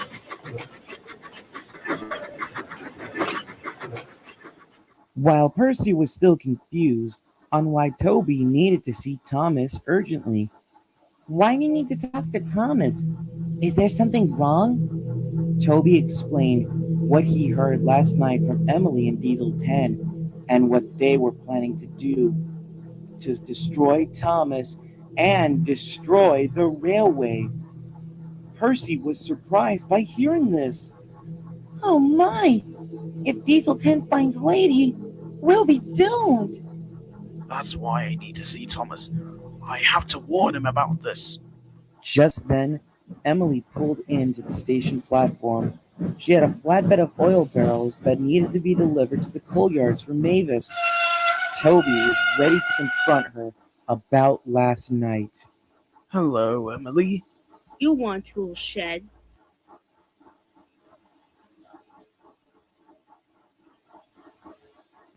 I'm gonna go do some shunting. Bye. What do you want? I heard what you said last night, and you were being caught in a trap. Can't change my mind, Toby. I've decided that magical engine will suffer. Do you honestly hear yourself? You say you want to be better? You say that you were willing to make a difference. Thomas saw that in you, and now... Doesn't matter anymore, okay? This isn't some Disney movie where you can sing a little song and make all troubles can just magically disappear. So... Don't finish that sentence. That movie was outdated after 2018. Point taken. But it doesn't make a difference. Besides, I turned down the offer, and so I'm in the clear. Toby didn't necessarily agree with Emily's statement. He was going to say something when... Was that Thomas' whistle? It was, but why was he blowing his whistle loudly? Unless... Help! I can't stop! I turned down the offer, huh? Oh, just shut up.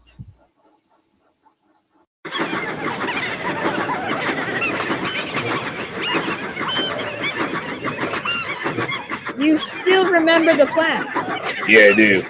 Because of runaway, which will cause that silly American steamer to appear, and boom, an accident happened. Good. Now let's put on the show.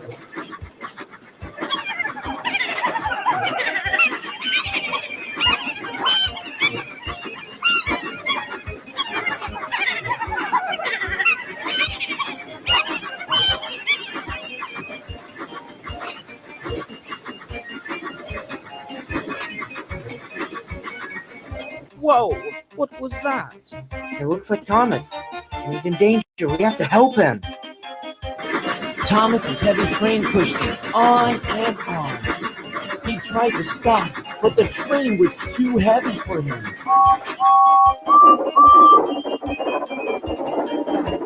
James! Edward! Please, help me!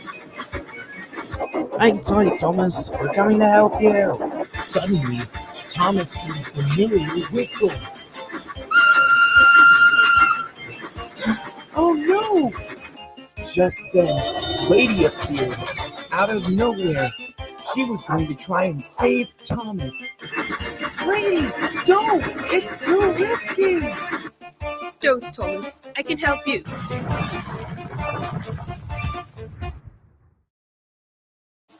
Ow. What happened?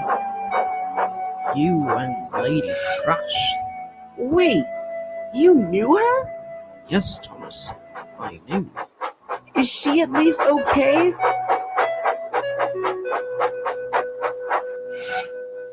I'm so sorry, Thomas. Thomas's heart sank. There on the flatbed was Lady, faceless and not waking up. No!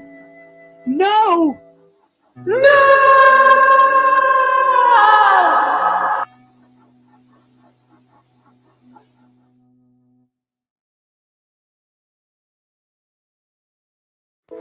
After the wreckage was cleared, Thomas puffed around the island of Sodor with the flatbed that Lady was on. Tears were falling from his eyes, holding in the pain. Don't worry, Lady. Everything will be all right. I promise.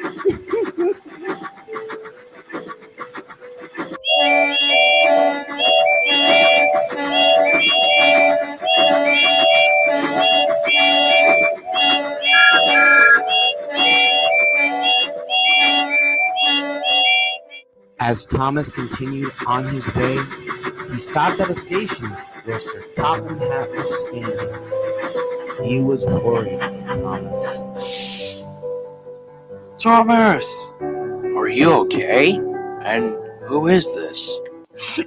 Sir, this is Lady, the magical engine I told you about. She was a special engine to me.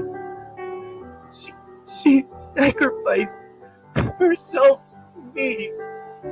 Oh my. Don't you worry, Thomas. Our men at the repair works will fix her. Of course, does ruin my surprise for you. Surprise? Sir Topham had explained that Lady would be a permanent asset to the railway as a gift from Burnett Stone and Lily, as a thank you for helping the Magic Railroad get to its full strength and full power. So I made sure that you would have a day off when I came to see you. Thomas was smiling as the tears flew from his eyes. He was glad for their gift, but was still hurting that he failed to protect the caretaker of the Magic Railroad. Don't feel like you failed, Thomas. Take her to the repair yards and they will repair her. Yes, sir.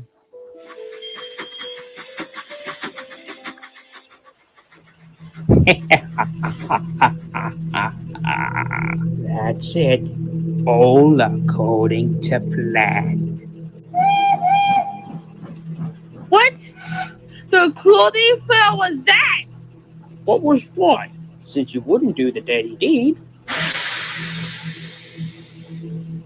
I left some fuel tankers behind the lost engine so she'd blow up and lose her power. You mad? Someone could have been killed. Someone did. The lost engine.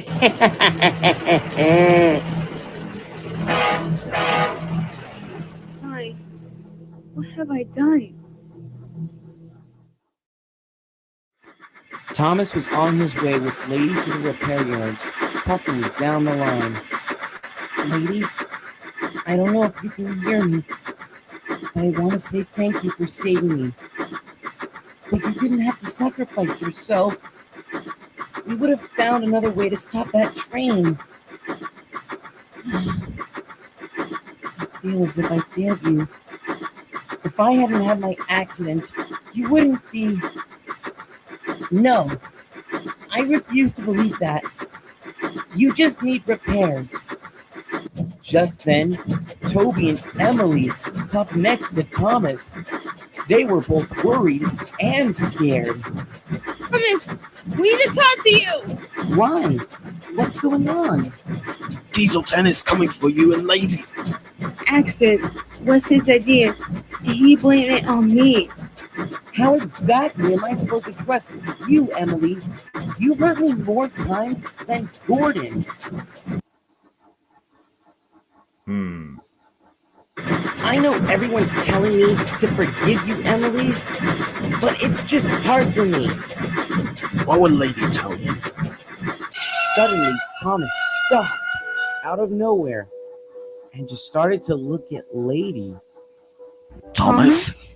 Thomas was silent, causing Emily and Toby to worry, until he finally spoke. I guess she would say to forgive and forget. Despite the pain They put you through. Then that's your answer, Thomas. I guess I can try to forgive. For Lady's sake. Right before get rid of her first puffball! Ha ha ha! No! Run, Thomas! Run! Leave him alone, Diesel 10! Not till I have my revenge. 20 years of fearing the magic of shining time. 20 flipping years! No longer. This time she will be finished! Now the chase was on. Thomas was driving as fast as his wheels would let him. Don't worry, lady. I'll protect you from Diesel 10.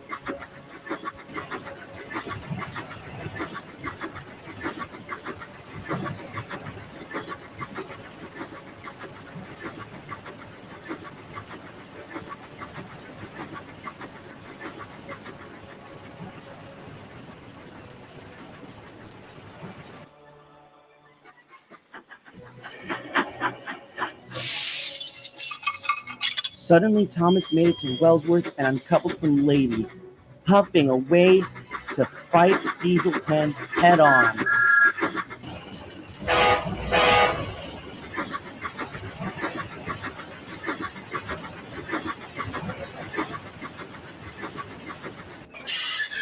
Both engines were staring at each other, eye to eye. What is your problem? What did I ever do to you? You've done nothing but ruin my plans. That lost engine is also a part of everything that's happening ever since you arrived 20 years ago. I wanted this railway gone. Even mind about your stupid little heartbreak was part of it. But here you still are in one piece and still fighting. Thomas's eyes widened as he heard Diesel 10 write about Emily's choice of engines and how their breakup was because of him. Then, out of nowhere, it happened. What have you got to keep fighting for?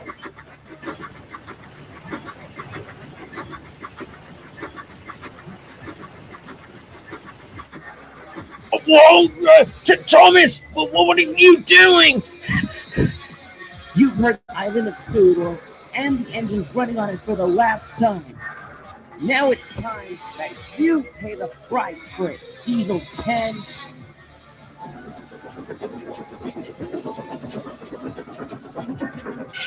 Thomas, stop! Why? All he's done is hurt the railway and cause much mischief on this island. He must pay for his crime.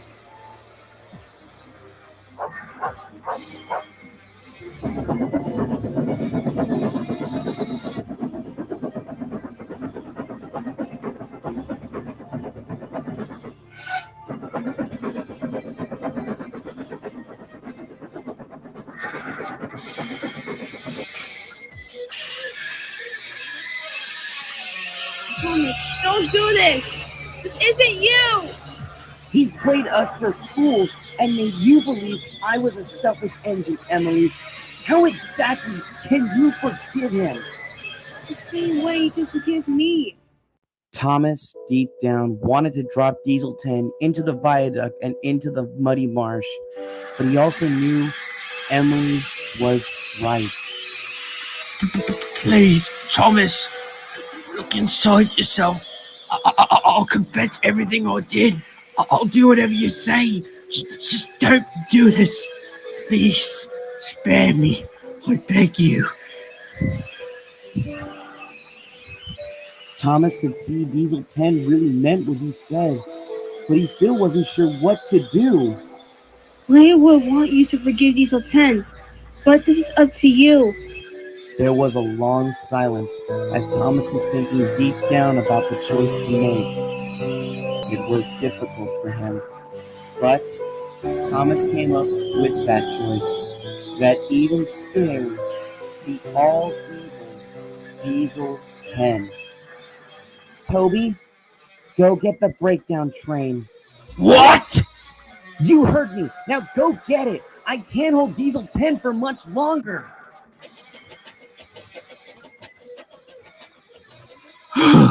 Thank you, Thomas. Thank you. Once Toby had brought the breakdown train, they lifted Diesel 10 and placed him onto the rails. There, waiting for him, was Sir Topham Hatt.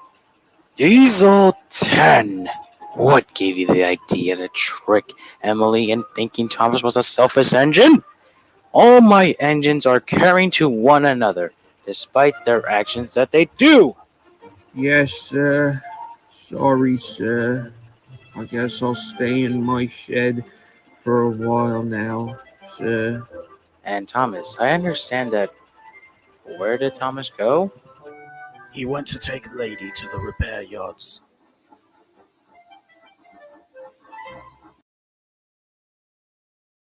Thomas was waiting next to Lady. It was getting late, and the workman said that Thomas could go home to his shed. Unfortunately, Thomas was already asleep.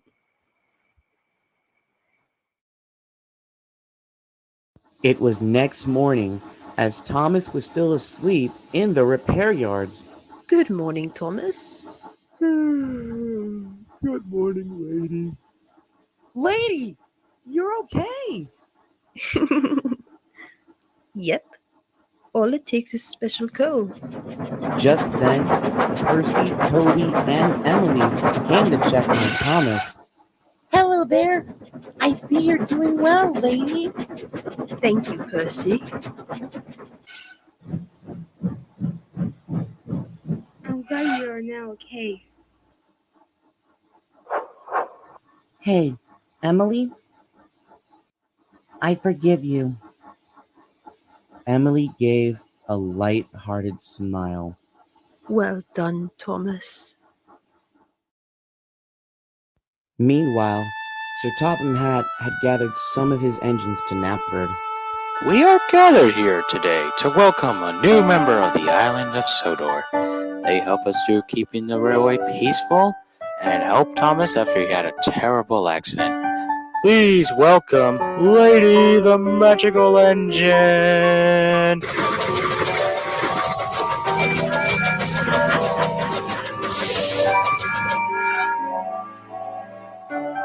They're so perfect for each other. I think so too, Percy. We have some great adventures to tell. Things will certainly be different with Lady around. Only time will tell, James. That may be true, but in this case, I think Lady is the cure to Thomas's heartbreak. Ready to be a really useful engine, lady? I'm ready, Thomas.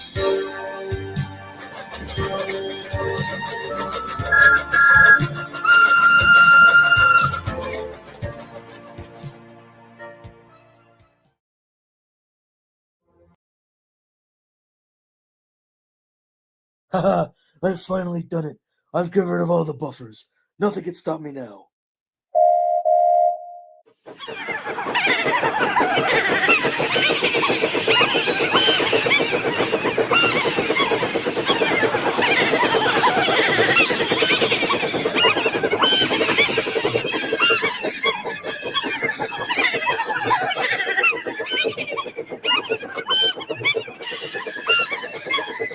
Ah, damn it, George! Whoops.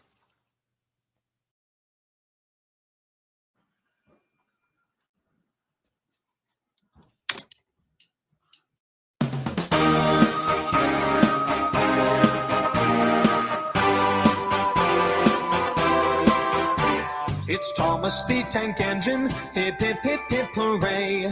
Chugga chugga chug chug chuff chuff chuff, he rides along the way. And when you hear that whistle, it can only be one train. Our favorite little engine, Thomas is his name. Thomas the Tank Engine rolling along. All of his friends will be coming along. Thomas, we love you. His He's a really useful engine with a heart that's big and strong. He chugga chugga chuff chuffs, working hard, helping everyone. Thomas, he has lots of friends, and you can be one too. Just clap, clap, clap, and sing along. Thomas, we love you. Thomas the Tank Engine rolling along. All of his friends will be coming along. Thomas, we love you. There's Gordon and Henry, Edward, James and Toby, Annie and Clarabelle, Terrence and Bertie, Diesel, Duck and Daisy, lots more friends for you.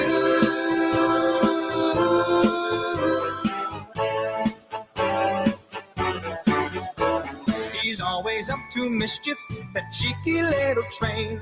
He chugga chugga chuff chuffs everywhere, he's always playing games. The fat controller scolds him, but he loves him just the same. Our favorite little engine, Thomas is his name. Thomas the Tank Engine rolling along. All of his friends will be coming along. Thomas, we love you.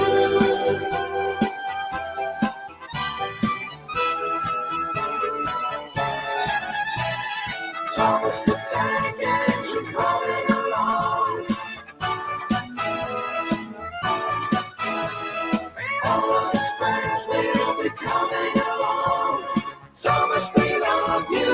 Thomas, we love you. Thomas, we love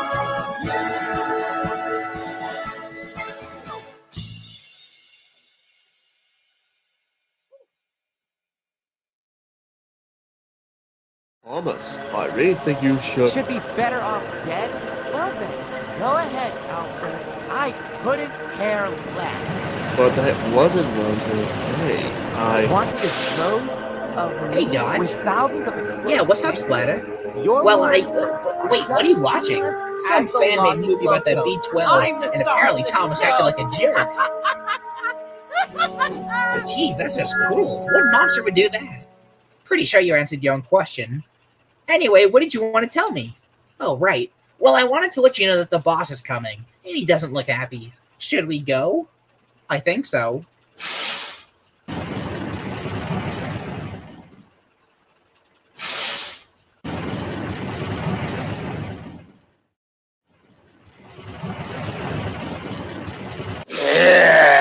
That Puff Bull has gotten in my way once again. Why can't I just get rid of him in that magic engine? Because you're thinking with your pride and not your wrong. And who are you? You can call me Loki. And I have a perfect idea.